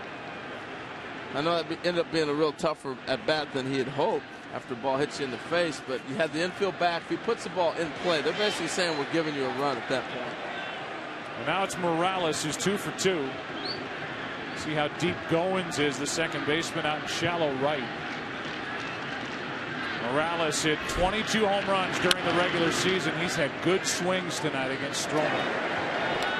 Yeah, and you were talking about how deep Goins is playing. A lot of people think that whole deep with second baseman playing out there started in this new sabermetric generation. Robbie Alomar used to play out there all the time. If you got a guy that can't run, you take away the hit, plus the range and the arm strength to make that play.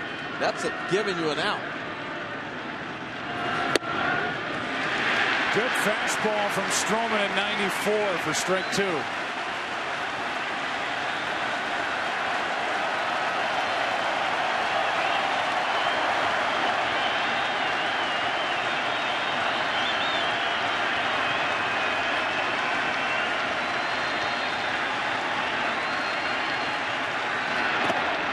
This time Martin down to block it. Yeah, he had a few good blocks when Hosmer was swinging over those curveballs as well. One pitch got away, but still tremendous confidence. Russell Martin. Breaking ball, that's where he wants it. Back foot it. Body gets in front of it.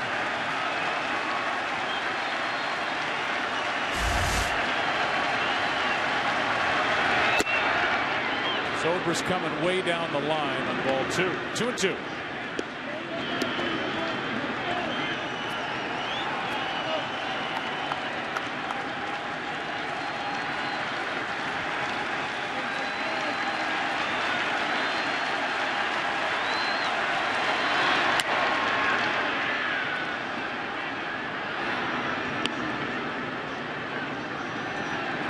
Such good plate coverage. That front hip can leave, as you saw there.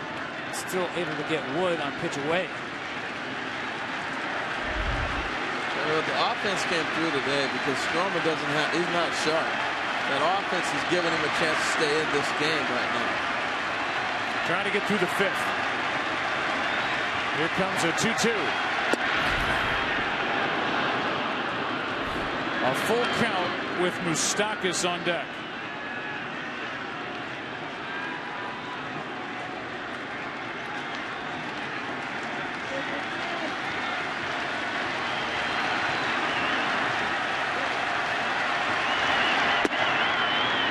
Put runners at the corners, 2 out, and with Moustakas coming in, he could make this a 3-run game. And with that, Pete Walker, the pitching coach, is going to come out and talk to the young right-hander. That was a great at bat.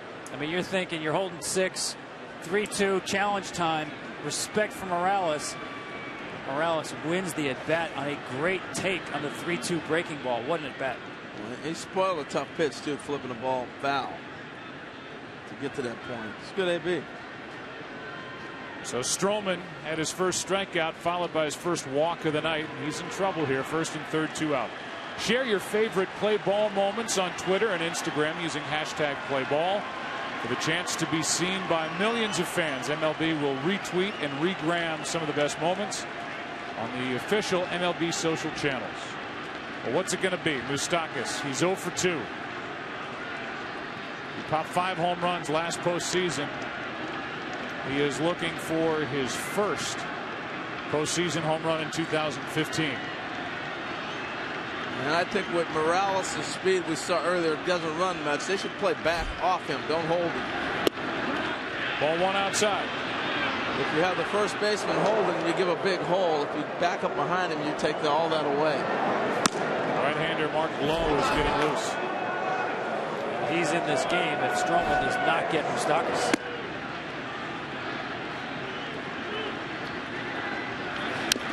Big swing by the Kansas City third baseman. 1 ball, 1 strike.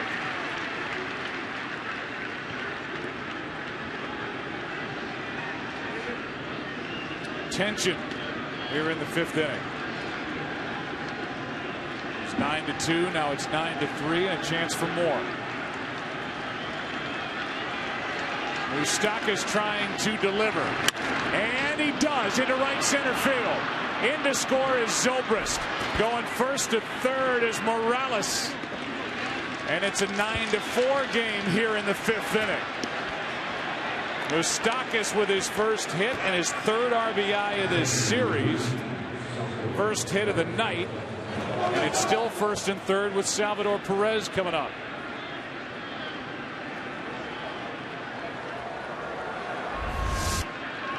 It's this changeup. Actually hits this ball.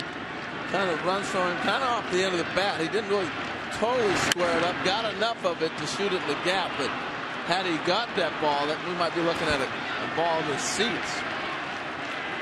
A little surprised he's still in the game, Joe. Well, it's Salvador Perez. What a chance. Left side. Tulowitzki. Got the out at second, and the inning is over. But the Royals have made this a 5-run game as they get 2 runs. Strand 2 and have left 6. Bottom of the 5th inning. 9-4. Toronto on top in game 3.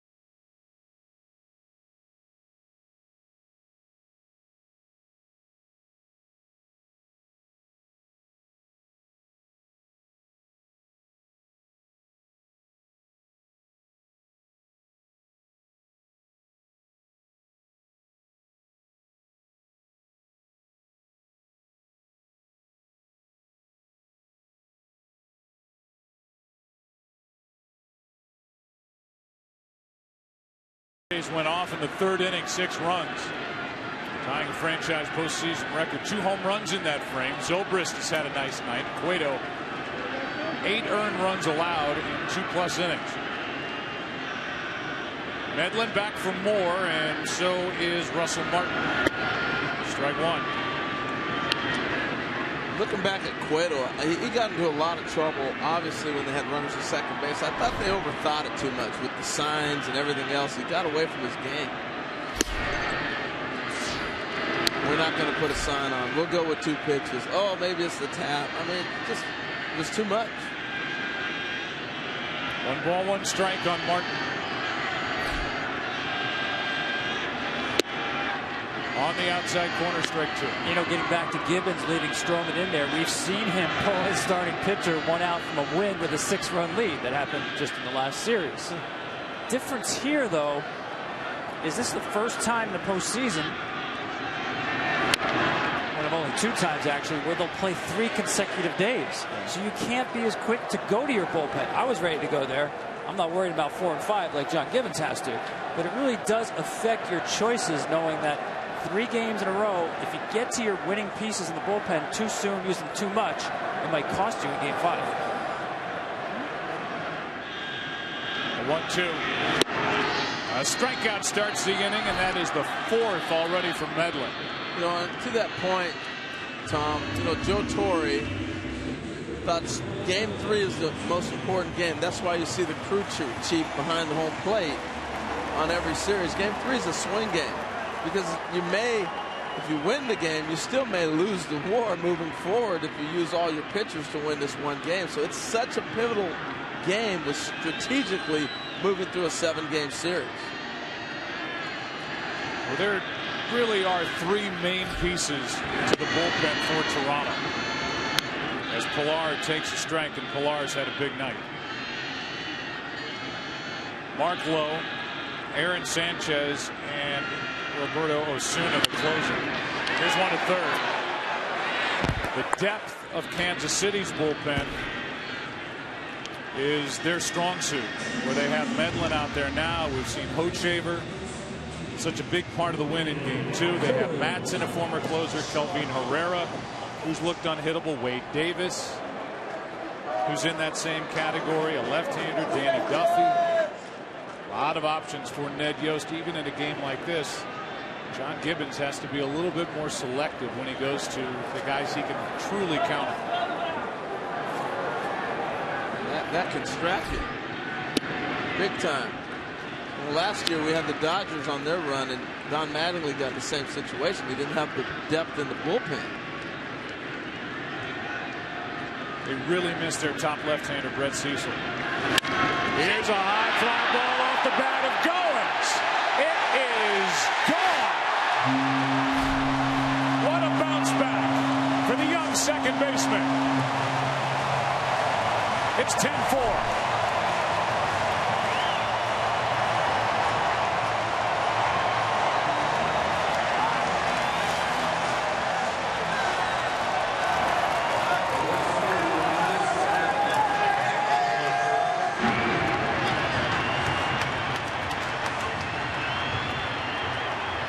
Everybody was picking apart the non-catch out in shallow right in Game 2. When he went out, waved his glove, it fell between he and Bautista.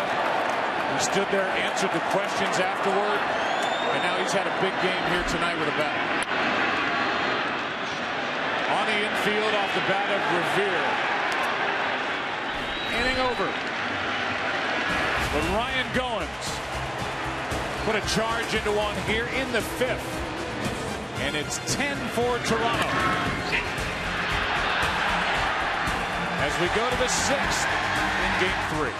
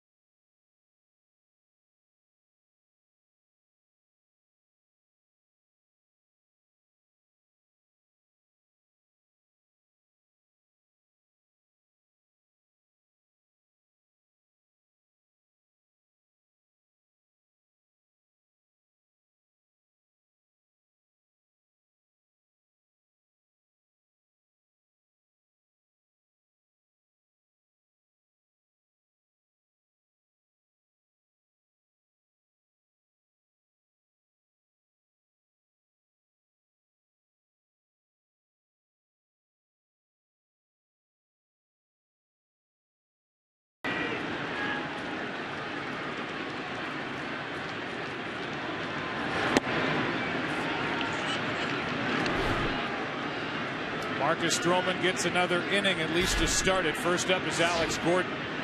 First pitch missed. And now in at the knees for strike one. Gordon, then Rios, then Escobar. 10-4 game. Strike two. Getting the ball going, and this is what Strowman does. He gets in a rhythm, just gets it back and goes. 2-2. We haven't seen that today. You know, he's been looking around, thinking a lot. You know, get him go. That's his motto. First ever first round pick out of Duke.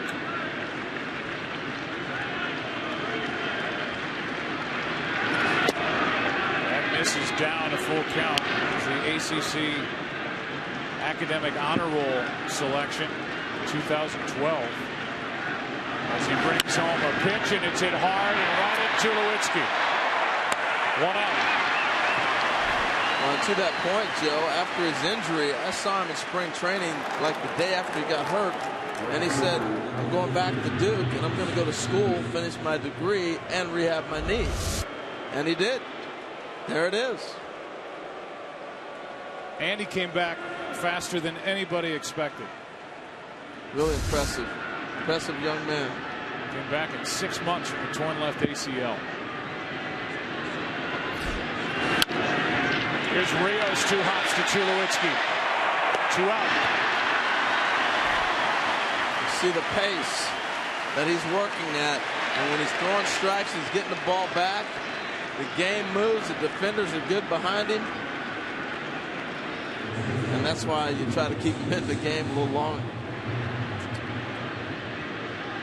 Escobar now. And that's why if I'm Escobar and the rest of the Royals, I got some Velcro issues. Any excuse to get out of the box, slow him down a little bit. This is probably the best we've seen Strowman here tonight.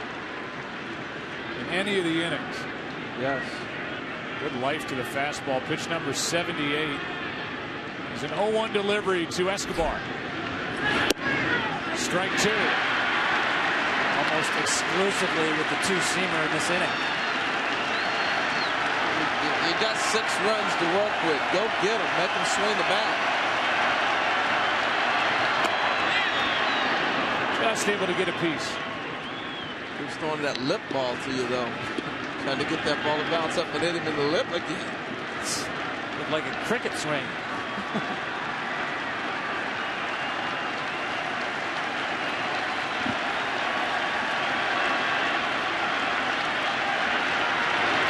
Hard hit, base hit.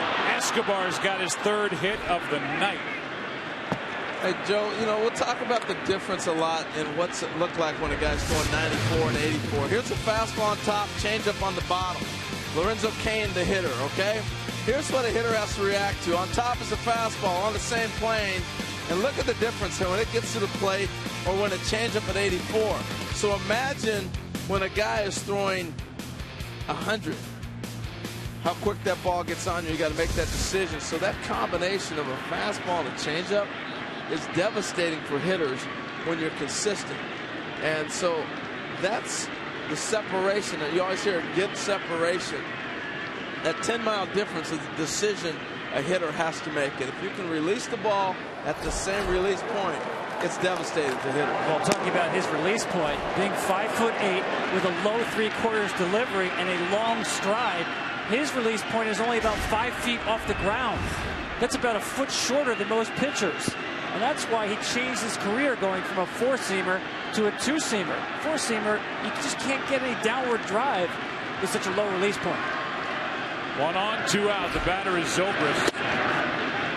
His top 2 guys in the lineup for Kansas City have 5 hits. Escobar has the first 3-hit game for a Royal this postseason.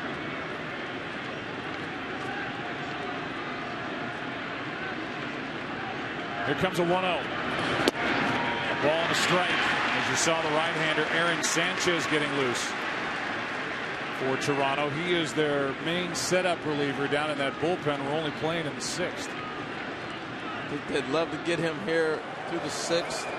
Go Sanchez 7, maybe 8, and then close it with the big guy. Goins The backhand and the throw.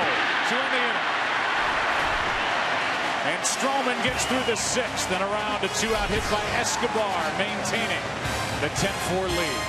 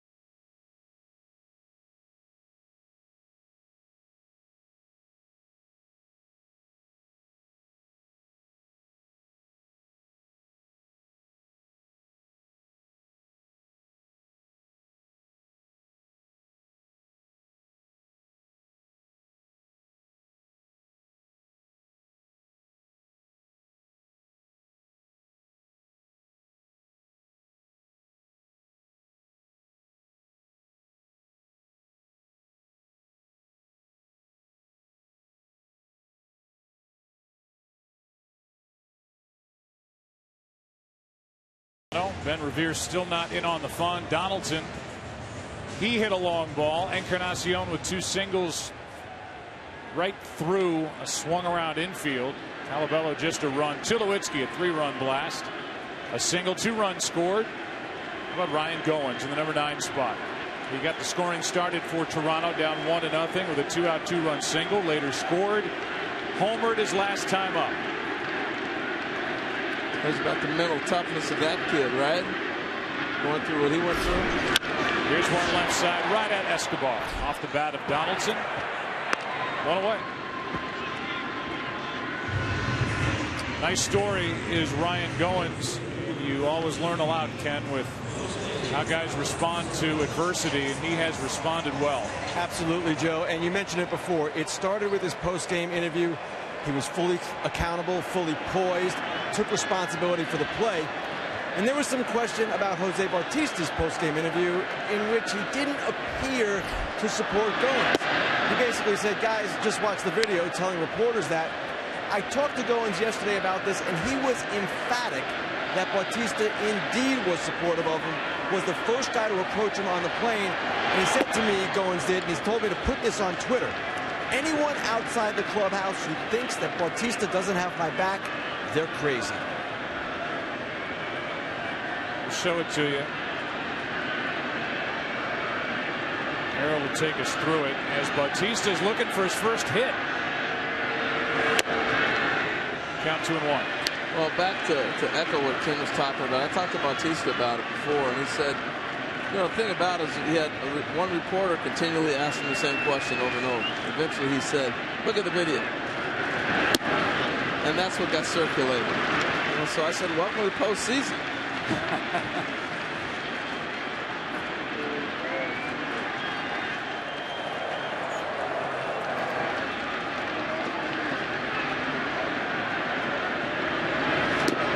Good pitch by Medlin, a full count.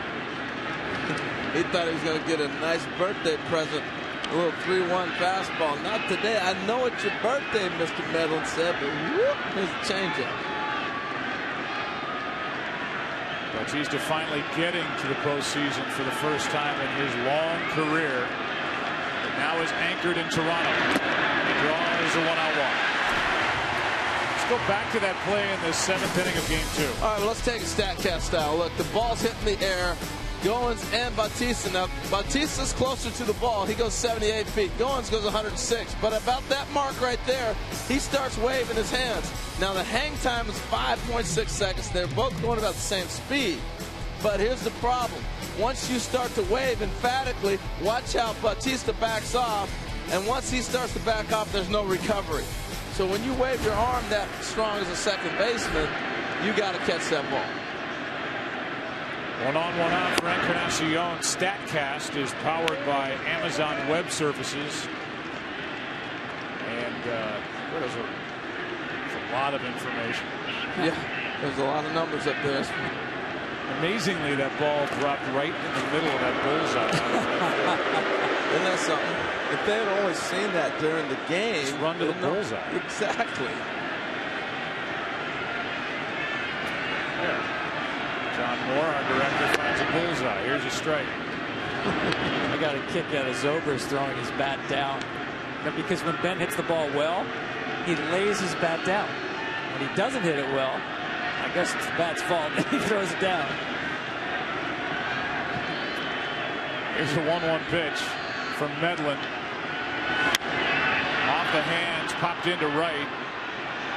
Rios is there. 2 out. Encarnacion now 2 out of 4, and Colabello will be the hitter. You're right, Harold, whether it's players, a manager, an announcer, whatever it is, now more than ever, whatever you say just gets blown up. And if you step out of the norm, well, then good luck. I wish you the best of luck, and try and keep hitting throughout people asking you the same question over and over again. Yeah, and there's no recovery. I mean, you can't have an answer for everybody. Hard hit. Colabello grounds into a force out. Let's go to the 7th inning here in Game 3. So far, Toronto in charge, down 2-0, leading by 6.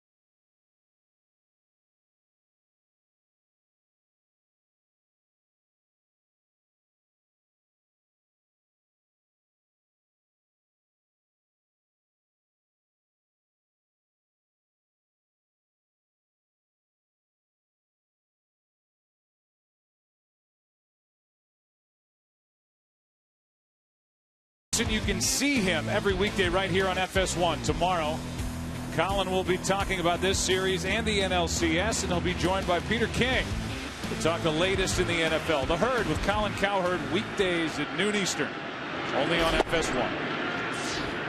7th inning now, and for Kansas City, it's the heart of the order: Kane, Hosmer, and Morales. Back is Marcus Strowman as they try to get one more inning out of him. As we said, it's a good point, something Ned Yost brought up to us before the game. Now that we're in the stretch of 3 straight games, the more you can conserve in that bullpen, you do it. 2-1 now. And he's got big innings, important innings from Chris Medlin after his starter Johnny Cueto was knocked out in the 3rd. Hard hit up the middle. Goins. What a night.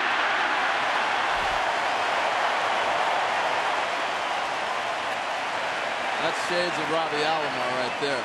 Watch how quick he gets to his feet on this play. To get Lorenzo Cain running. Got a man flying down the line. Watch this though. Boom. This is why I believe that he is an everyday shortstop. Just happens to be playing second base for these guys. When he plays short, he makes the same type of plays, but the footwork, the cannon, he's kicking, hicking. And he's got a 2-out, 2-run single, 2 runs scored, and a home run on the other side. It's a great point. It's really a shortstop's arm at second base, and before the Tulo trade, they actually were considering putting Goins at shortstop. Here's Hosmer. Strike 2. What a day. Don't hit the ball to him. You got to know who's hot. He's having a day. But I love his aggressiveness, Joe. He's continuing to stay aggressive even after that play that happened out in Kansas City.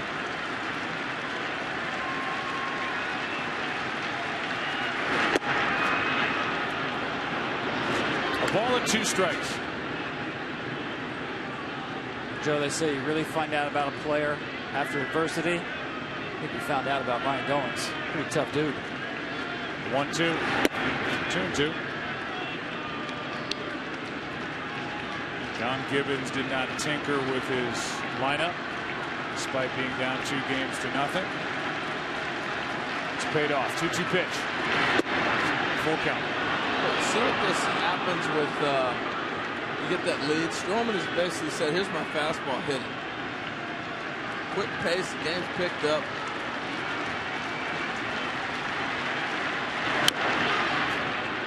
Is that lip ball? Still a full count. Hosmer looking for his first hit. He has an RBI on a force out. He hit into back in the 3rd.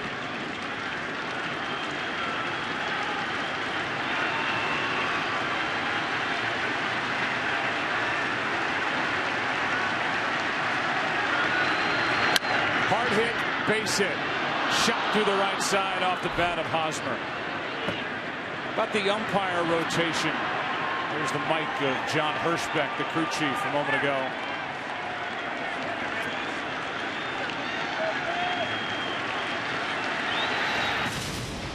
What happened to Tony? Why isn't he here? He worked the first 2 games, then he goes into replay.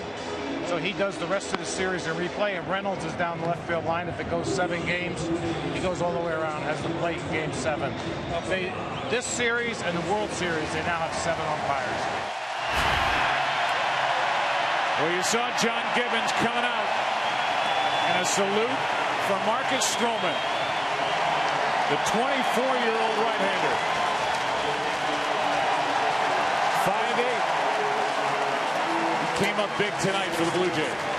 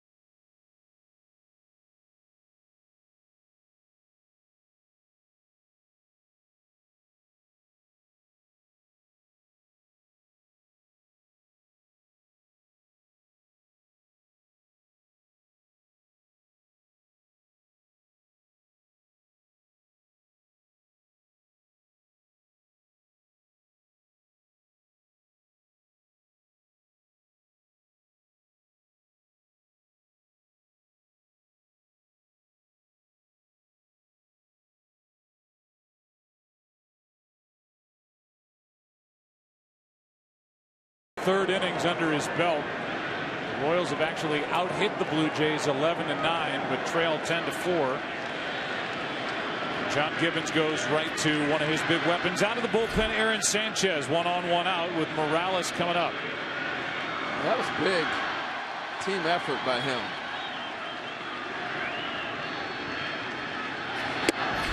Strike one from Sanchez at 97. Yeah, I agree. It was gutty what he did, especially the last 5 outs, starting with the out of Perez with 2 runners on to end the 5th inning. As you said, Joe, it really forestalled the bullpen carousel.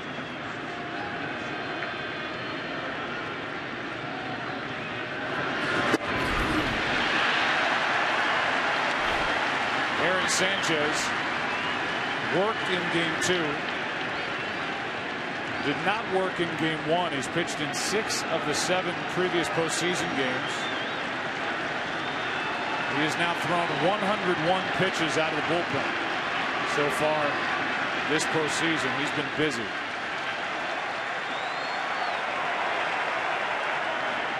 One of the young, hard-throwing right-handers on this roster. Morales fights it off. Yeah, I mean, if you're John Gibbons, it's so tempting to continue to use this guy. Free and easy, big size, and at 97, he's been consistent at 95 to 97 the games we've watched him. His ball just explodes. Tremendous sink, but that last pitch is something he really added just in the last month of the season. The cutter to begin to neutralize left-handed hitters. Amazing to take on a pitch so late in the season and be a weapon.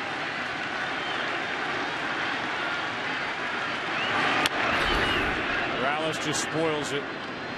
Sanchez part of that combination for Toronto in game 5 against the Texas Rangers, the young right-handers, when Strowman made that start. And then Sanchez came in, and it was Roberto Osuna, the 20-year-old closer, who finished it. With his heart rate at about 65.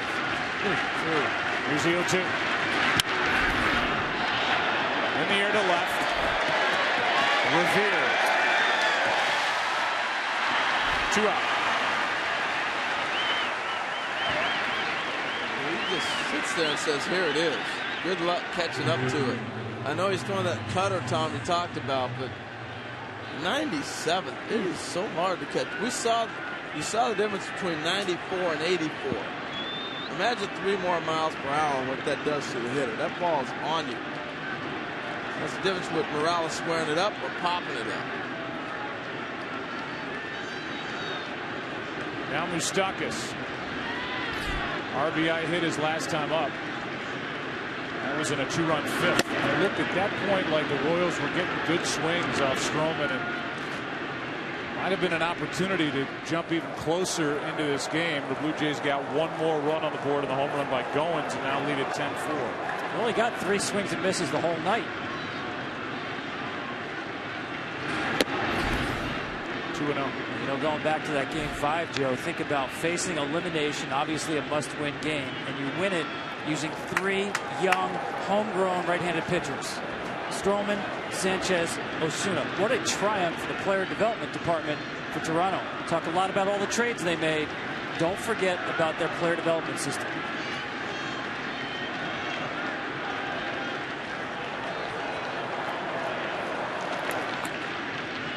There's a 2-0. And just to finish why we played that audio and why the umpires are on the rotation they're on. There are 7 umpires, 6 of which are here. 1 is in New York in the replay room. And that's Tony Randazzo now after working the first 2 games. He and Jim Reynolds switch. Reynolds would have the plate if this goes 7 games in Kansas City. That's on the inside corner, 2-2. I like it. I think also going to the replay room gives it perspective that you might not otherwise have either. They do it all year, but particularly now.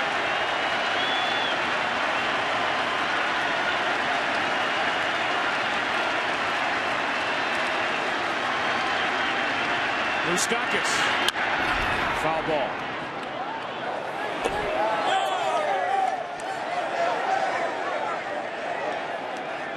If he had a changeup, That was a good changeup. He'd spin every hitter in the ground. Because you got to look for that 97 and honor it.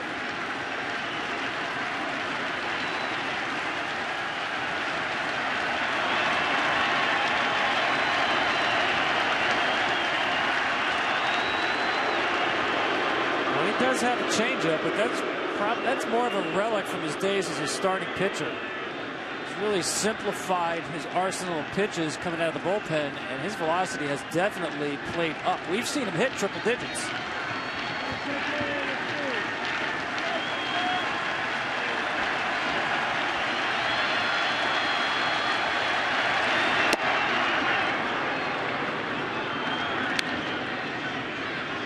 Full count. Salvador Perez on deck. See, I don't think a 91-mile-an-hour changeup is a good pitch when you throw 97. If it's 84, okay. 91, you're doing a hitter a favor. Here comes heat on 3-2. Runner will go. Goins. Time to stretch.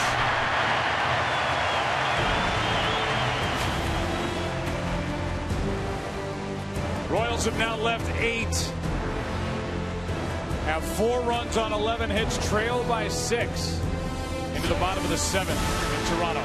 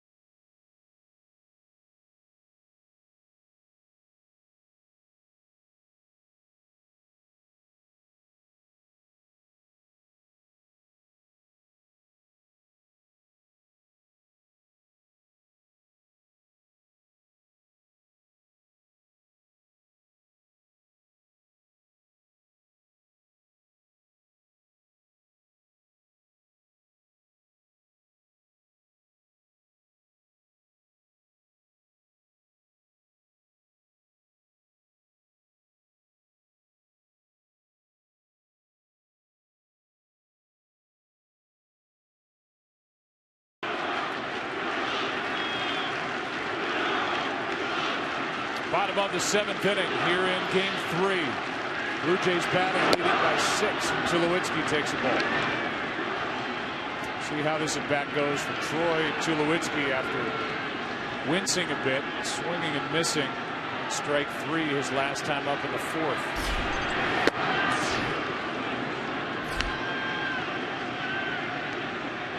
Medlin's been good. 1 ball, 1 strike. That's what big too, Joe. I'm sure Ned Yost will make mention of that after the game, picking up 12 outs so far. Really an emergency relief role.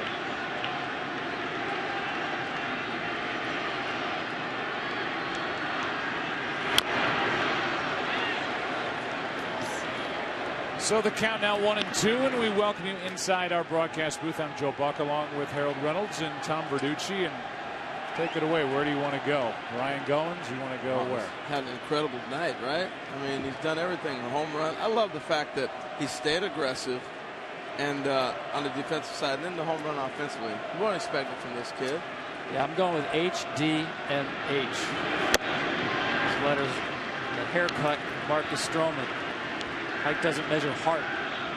He pitched a gutty game at 5'8". No one that short has won a postseason game as a starter in 40 years.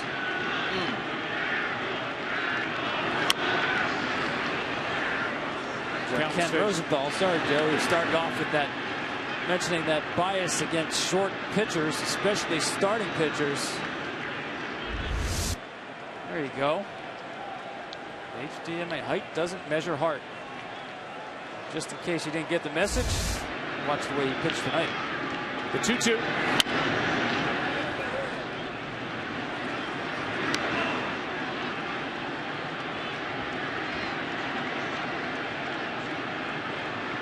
This will be pitch number 60 out of the bullpen for Chris Medlin. It's going to be a really interesting matchup tomorrow with Chris Young, 6'10" right-hander, against the knuckleball of R.A. Dickey, former Cy Young Award winner. Another foul ball. Yeah, you got to feel pretty good if you're coming into that game tomorrow the way Toronto's starting to swing the bat. And Chris Young's a guy that likes to live at the top of the zone. He's so deceptive. And he's done such a nice job of reinventing himself continually. Fly ball pitcher in this ballpark against this lineup. Sounds like a risk, but he's been very good lately. If you can leave the radar gun at home tomorrow. Dickey and Young probably won't pass 90-91 most. There's a 2-2. Foul again.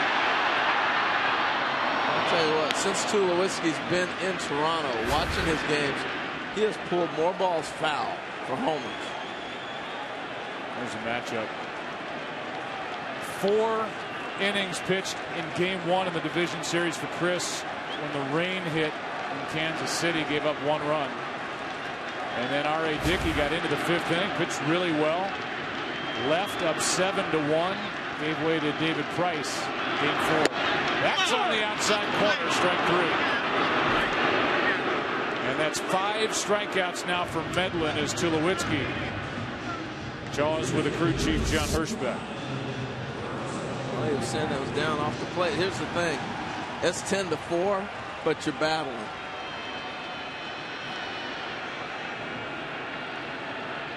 Now, back in the day, it's 10-4. You better swing the bat. Both sides. Ball inside to Martin. Yeah, the other thing I've noticed is Sal Perez, all that counterintelligence about disguising the signs. Once the Blue Jays blew this game open, it was back to normal. 1 sign. Well, I really think they overthought it. And a lot of times that ends up getting in the way of being productive with delivering the pitch or things that you need to be concentrating on. Well, don't forget, they have not been together that long. 2 months, Cueto and Perez. And in their short time, they really had not been doing that. This is something that's new. Yeah, that's what I'm saying. The first inning or so, he was rolling. The high leg, the quick deliveries, all the different things that played into his game.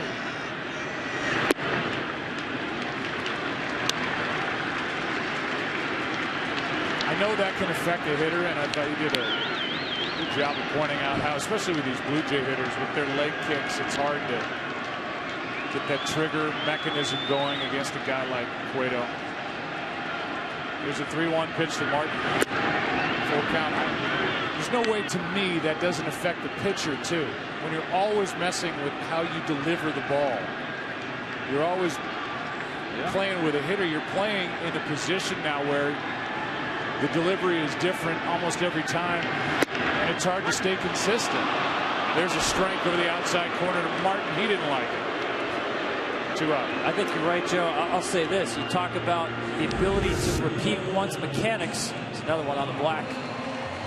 Is the key to throwing strikes. So if your mechanics differ pitch to pitch, it obviously makes it more difficult to be consistent with your command. Now, Cueto obviously has done this a lot. He feels like he can. I just think it heightens the difficulty factor for the pitcher as well as the hitter. Well, he's very unique. You don't find many people that can do that. Adam Wainwright changes his motion over his hands and different things like that. He's one of the few guys that can do it. But a young pitcher, they're never going to let you do that. I mean, you better say, oh, I did it in the backyard since I was 10, wiffle ball. Maybe they'll let you try it, but I doubt it. 2 out, nobody on. Pilar pops it up right center field, slicing to Rios.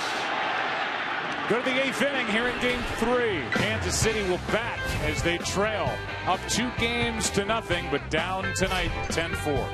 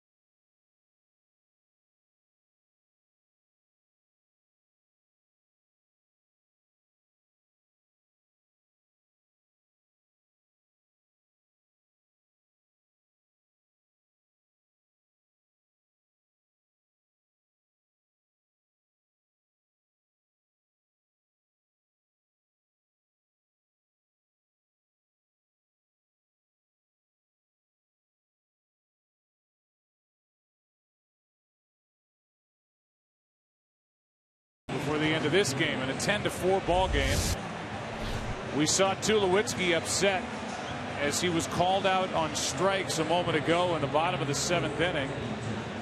Then Russell Martin, and there were some looks, a few words for the home plate umpire John Hirschbeck, the crew chief. See Tulo over there at short yelling back at Hirschbeck. This is when they went out, and Hirschbeck just threw him out.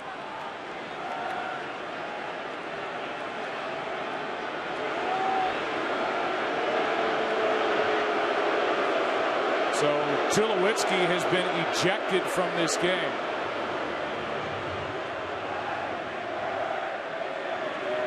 Short fuse with John Hirschbeck, who knows what was said.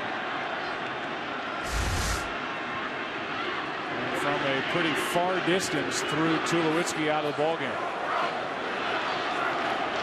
So with that, Cliff Pennington takes over at second base. And Ryan Goins moves from second to short. Well, John Hirschbeck, obviously a veteran umpire. That argument had to be high-pitched and on for a while to throw a shortstop out of a postseason game. I don't care what the score is. I don't care if it's 100-4. You had to have given him some rope. Could not have been a quick fuse right there. Meanwhile, Mark Lowe is taking over on the mound for Sanchez, who went 2/3 of an inning, all zeros. 10-4 game, 1-1 pitch down and away to Salvador Perez. Yeah, that's a tough toss right there.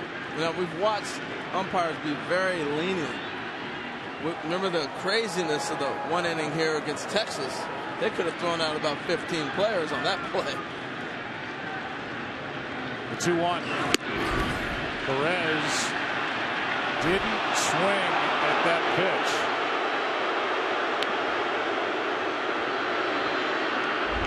Count 3-1. Let's take another look at that. Ball's out. I'd like to hope that John Hirschbeck understands that, and I would think he does. He's a crew chief. I have to lean towards believing that more than anything else. He's not going to throw a guy just because. The ball always finds you. And Goins, switching from second base, takes care of Perez, 1 out. T-Mobile wants fans to share their passion, be part of the biggest 7th inning stretch. Post your photos and videos with hashtag #TheBig7th and hashtag contest for a chance to win tickets to World Series Game 4. 1 down here in the top of the 8th inning. The batter will be Alex Gordon. And Russell Martin is still John with John Hirschbeck. And that's not a very... We're having a good stern conversation. The difference is, we talked about this the other day, if you have your head down, you're talking, you're not drawing 50,000 people into the conversation. When you're yelling from short, everybody else is in it. That's the difference. Well, they didn't fool anybody with that argument. No, he was kind of leaned in on that one. Unless he was trying to pick something out of Russell Martin's ear. He was right on his neck.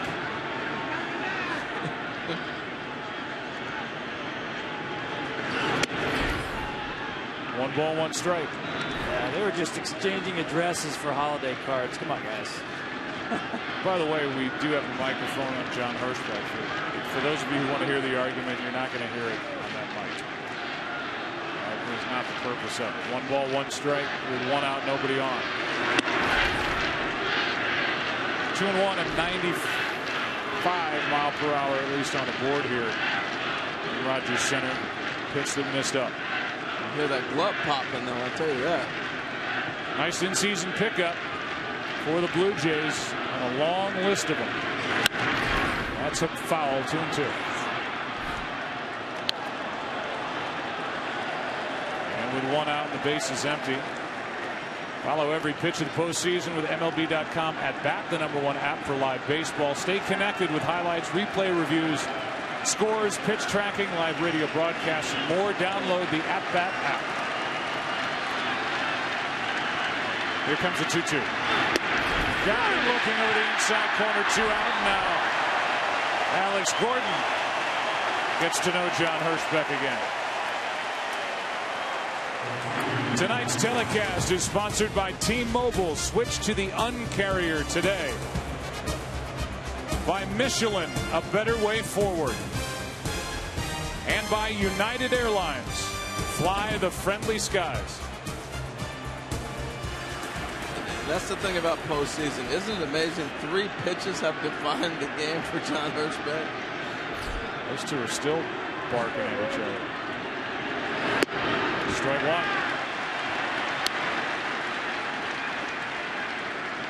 Yeah, he's actually had a pretty good plate. Except for 3 pitches that people complained about pretty hard. Here's Rios 0 for 3, 1 for 9 in this series. Former Blue Jay hits one into left center field. There's Pilar going to get it. Sending game 3 into the bottom of the 8th inning. The Blue Jays will bat up 6.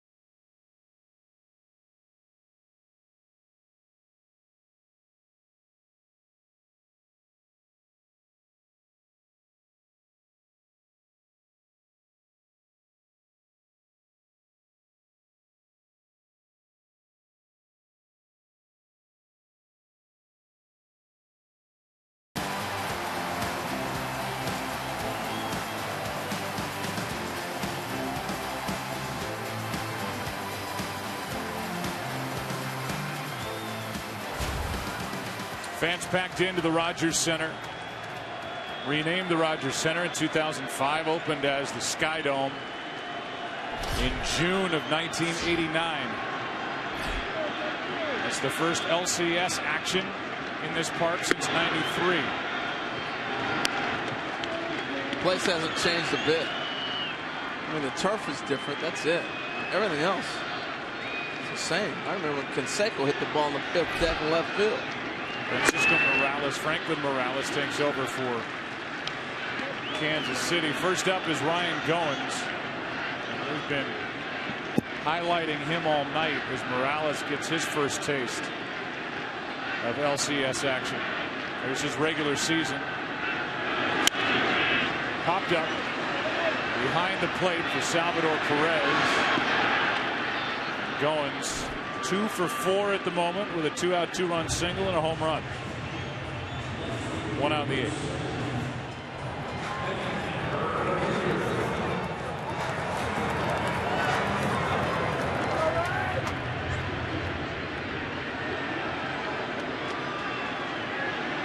Bring in Ben Revere. These are matchups that you keep in mind for later in the series. This is what you were talking about, Tom. This 3-game stretch on through. Morales against the left-handers. And what a job by Medlin. Wound up picking up 15 outs for Ned Yost. His command stuff across the board got better as he got deeper into the game. 2-0.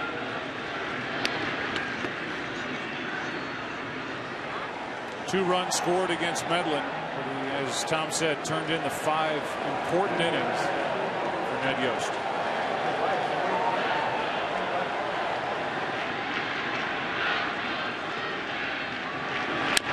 Struck out 6 along the way. Backing up. Hosmer and safe. Revere's got his first hit. It's an infield hit. You got the high chop, and Hosmer backs up on this ball. Once he backed up, I was like, uh-oh. Morales did a great job of getting off the mound, getting over there, but the backup step, there's no chance. Right here, Ben Revere's smelling it. That ball's right in front of him, and he knows he's got a chance to beat it. Once Hosmer backed up, and he came to get it, forget it. It's over with now.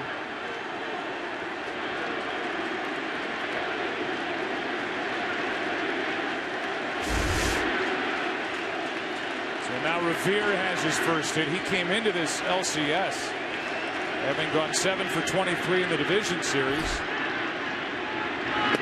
against the Rangers. 1 on 1 out for Donaldson, who has singled, driven in a run, then blasted a 2-run homer into the seats in left.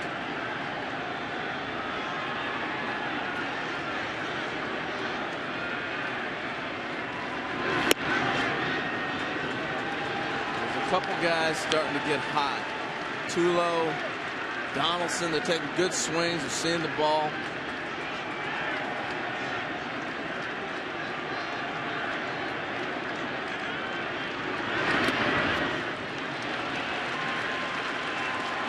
Count's gone to 3-0 from Morales.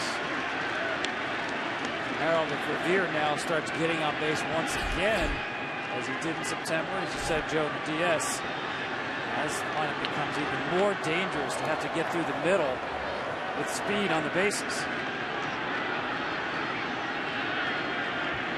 Great point.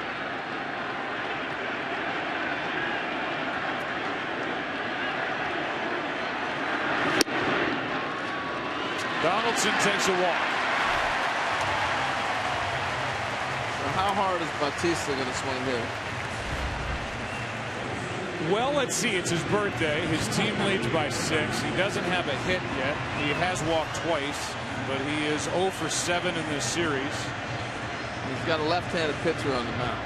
Who hasn't been out there in 15 days. Tough spot for Franklin Morales. This place is still packed.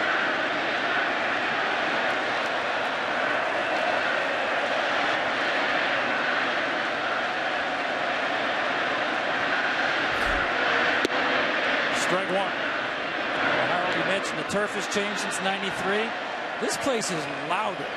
than it was in '93. And it was loud in '93. Yeah. Different crowd.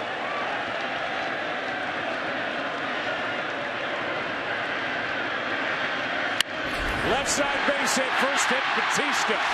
Here comes Revere. No throw. 11-4.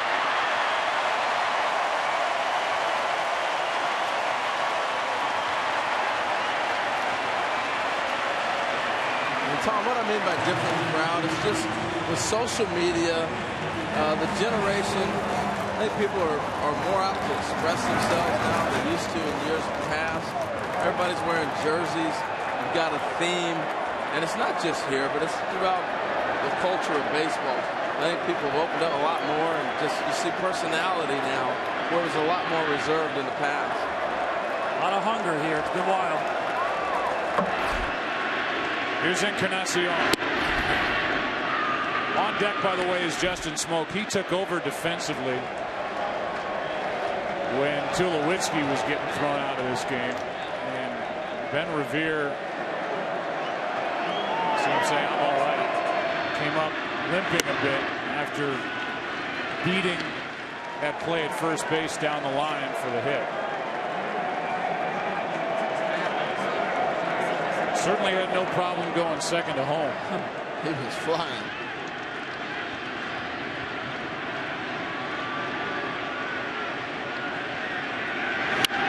Hammered foul. Just smoked. Here's Ben Revere going to first. I don't know whether this is when he hits the bag, the way the foot hit it, maybe just tweaked something in the legs, but you see the grimace.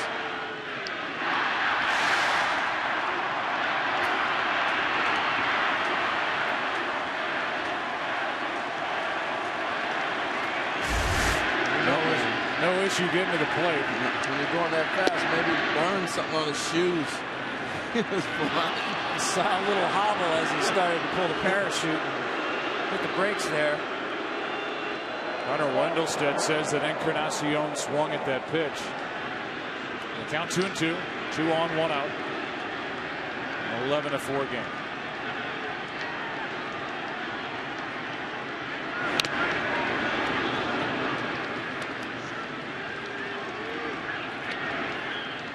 This is election day in Canada. They elect a prime minister. Justin Trudeau, CBC, is projecting as the winner. So the former prime minister, Pierre Elliott Trudeau. Yeah, we heard that earlier in the week, last week, when they were on their campaign trail.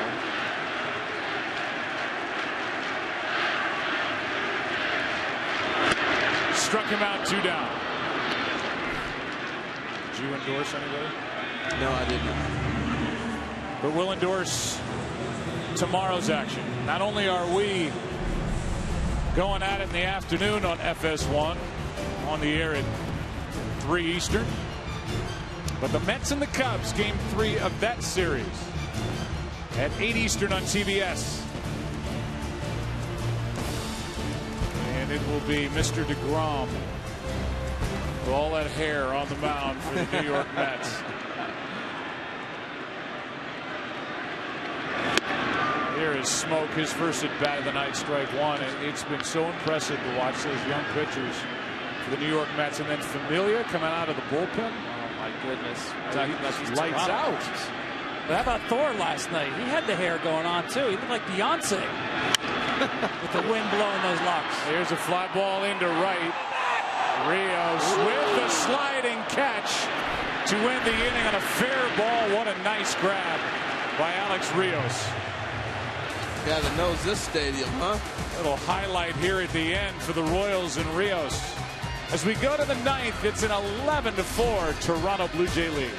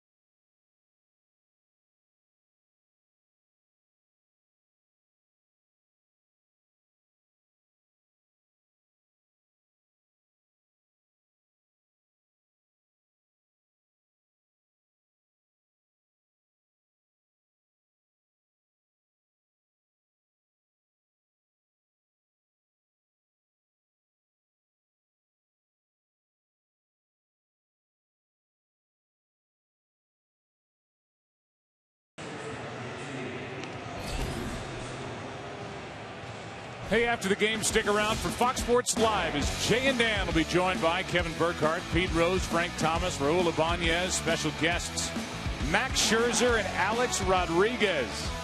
We'll bring you complete post-game coverage of our game plus highlights of the Giants-Eagles game. It's Fox Sports Live immediately after this, right here on FS1 and streaming live on Fox Sports Go. Saw Max and Alex both on. I love the perspective, being fresh in the game, telling you what they're anticipating guys doing. So valuable as Liam Hendricks takes over. There are his numbers from the regular season. 7-run game. And I would say John Gibbons is going to be happy with what he got out of Strowman. He only had to use Aaron Sanchez for 2/3 of an inning. One quick inning for Mark Lowe with a day game tomorrow. He doesn't have to use Roberto Osuna, his young closer. He wants Hendricks to close it down right here. That's down and away. 1 ball, 1 strike at 98 from the young right-hander. That's a great point. Sanchez only threw 12 pitches. Watching Hendricks hit 97, 98. He hit 100 in September. This was a guy who always sat at 91, 92, even as recently as last year. Left side from the hole. Goins, base hit. Woo.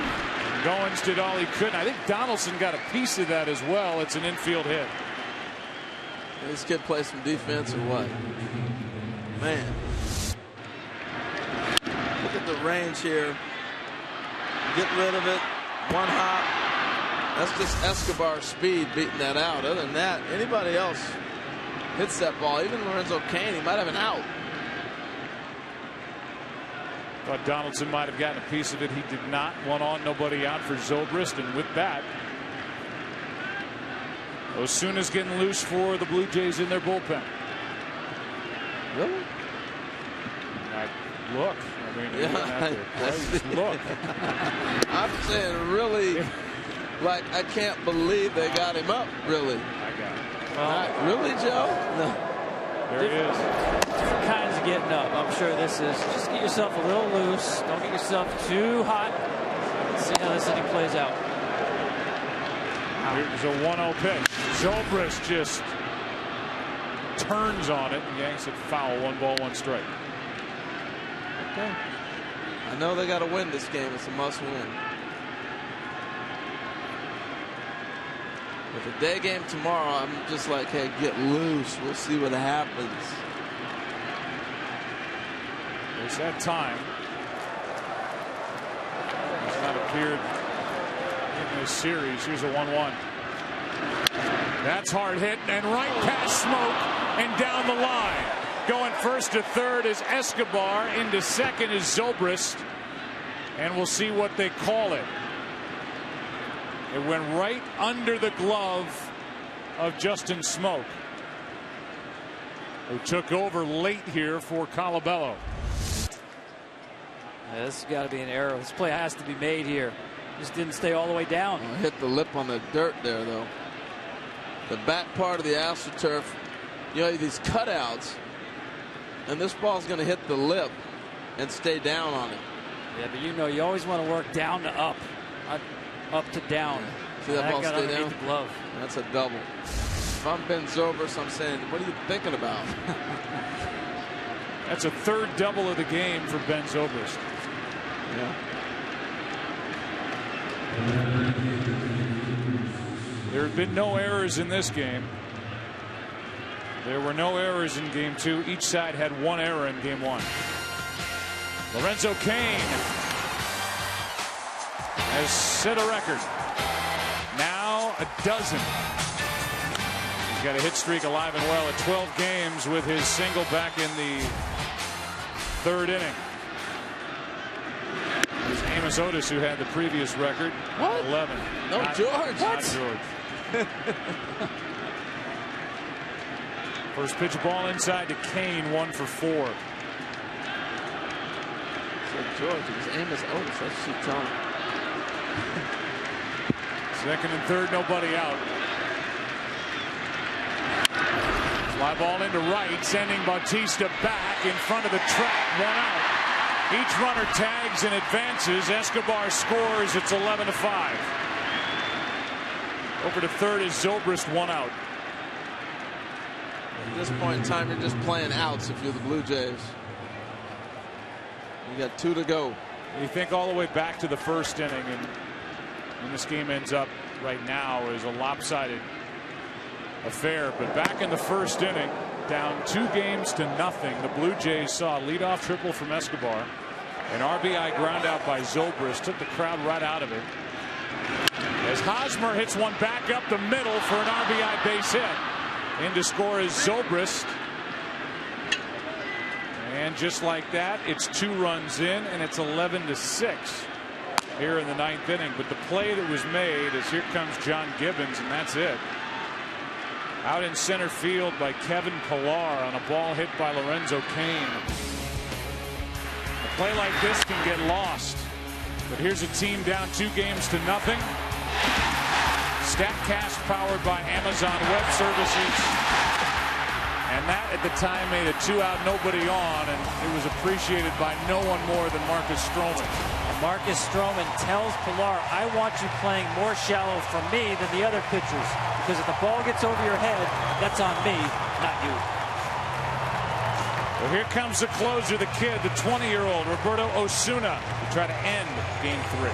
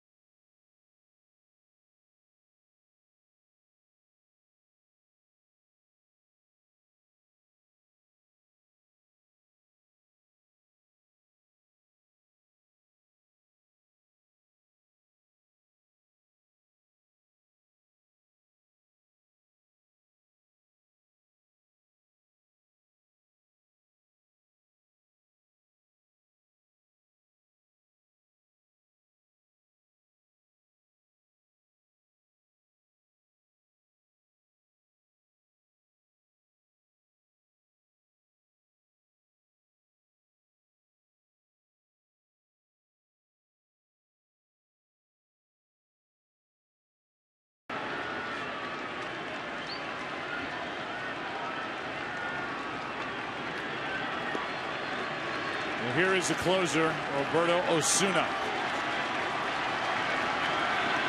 He takes over in an 11-6 game. Runner at first, 1 out. Kendrys Morales at the plate. And Joe, I get it. You want to win this game, you have to win this game. But this may affect them as they move through the series. Just the drive by this Royals team that just keeps going up there, grinding out at bats. If nothing else, they get Osuna in this game on a night when John Gibbons would have loved to avoid using it. Absolutely. It's not even so much pitching 3 days in a row. It's they get to see more of his stuff. Small moral victory.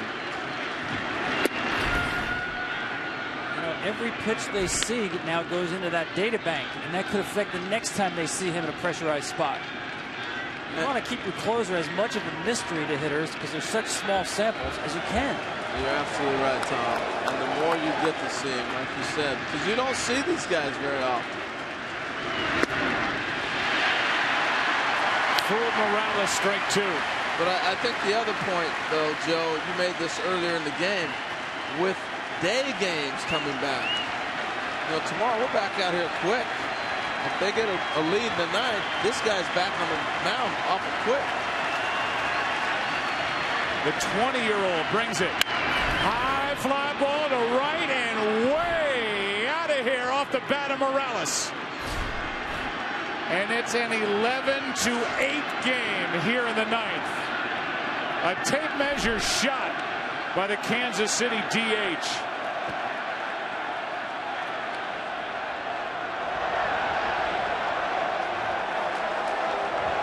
Every game they prove they don't stop. Ooh, put that in the database, huh?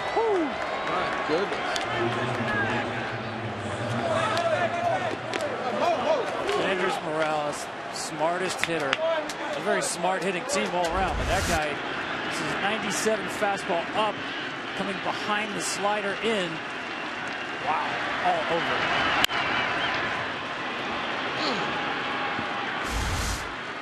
Now the bases are empty, 1 out. It's a 3-run game, and a strike is poured into Moustakas. Look, that instant quick, didn't it?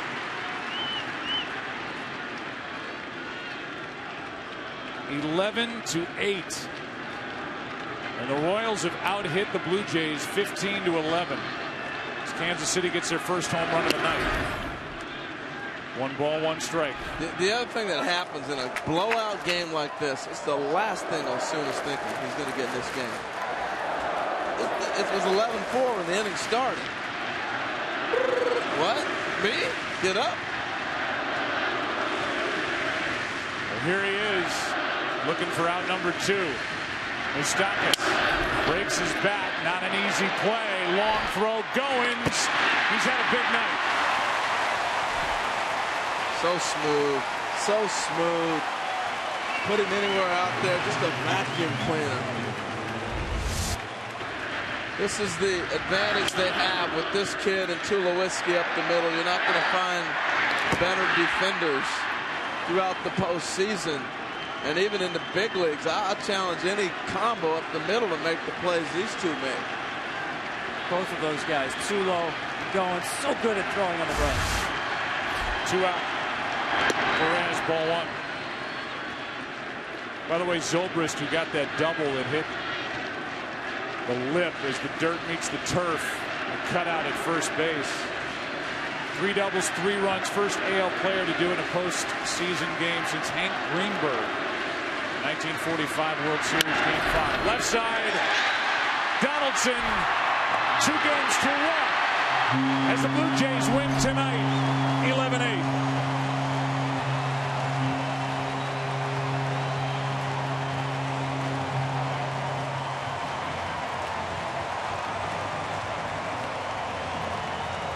The winner is Marcus Strowman. The loser is Johnny Cueto. A 3-hour, 13-minute game. Saw the Blue Jays hit their first home runs of this series. They had 3. And this is more of what American League teams and any National League teams who came to Toronto this season saw from the Blue Jays as they muscled up. Well, they played the typecast, both teams. Blue Jays rediscovered the long ball, and the Royals, man, they just do not quit. You're going to look at the score tomorrow and say, wow, that was a close game.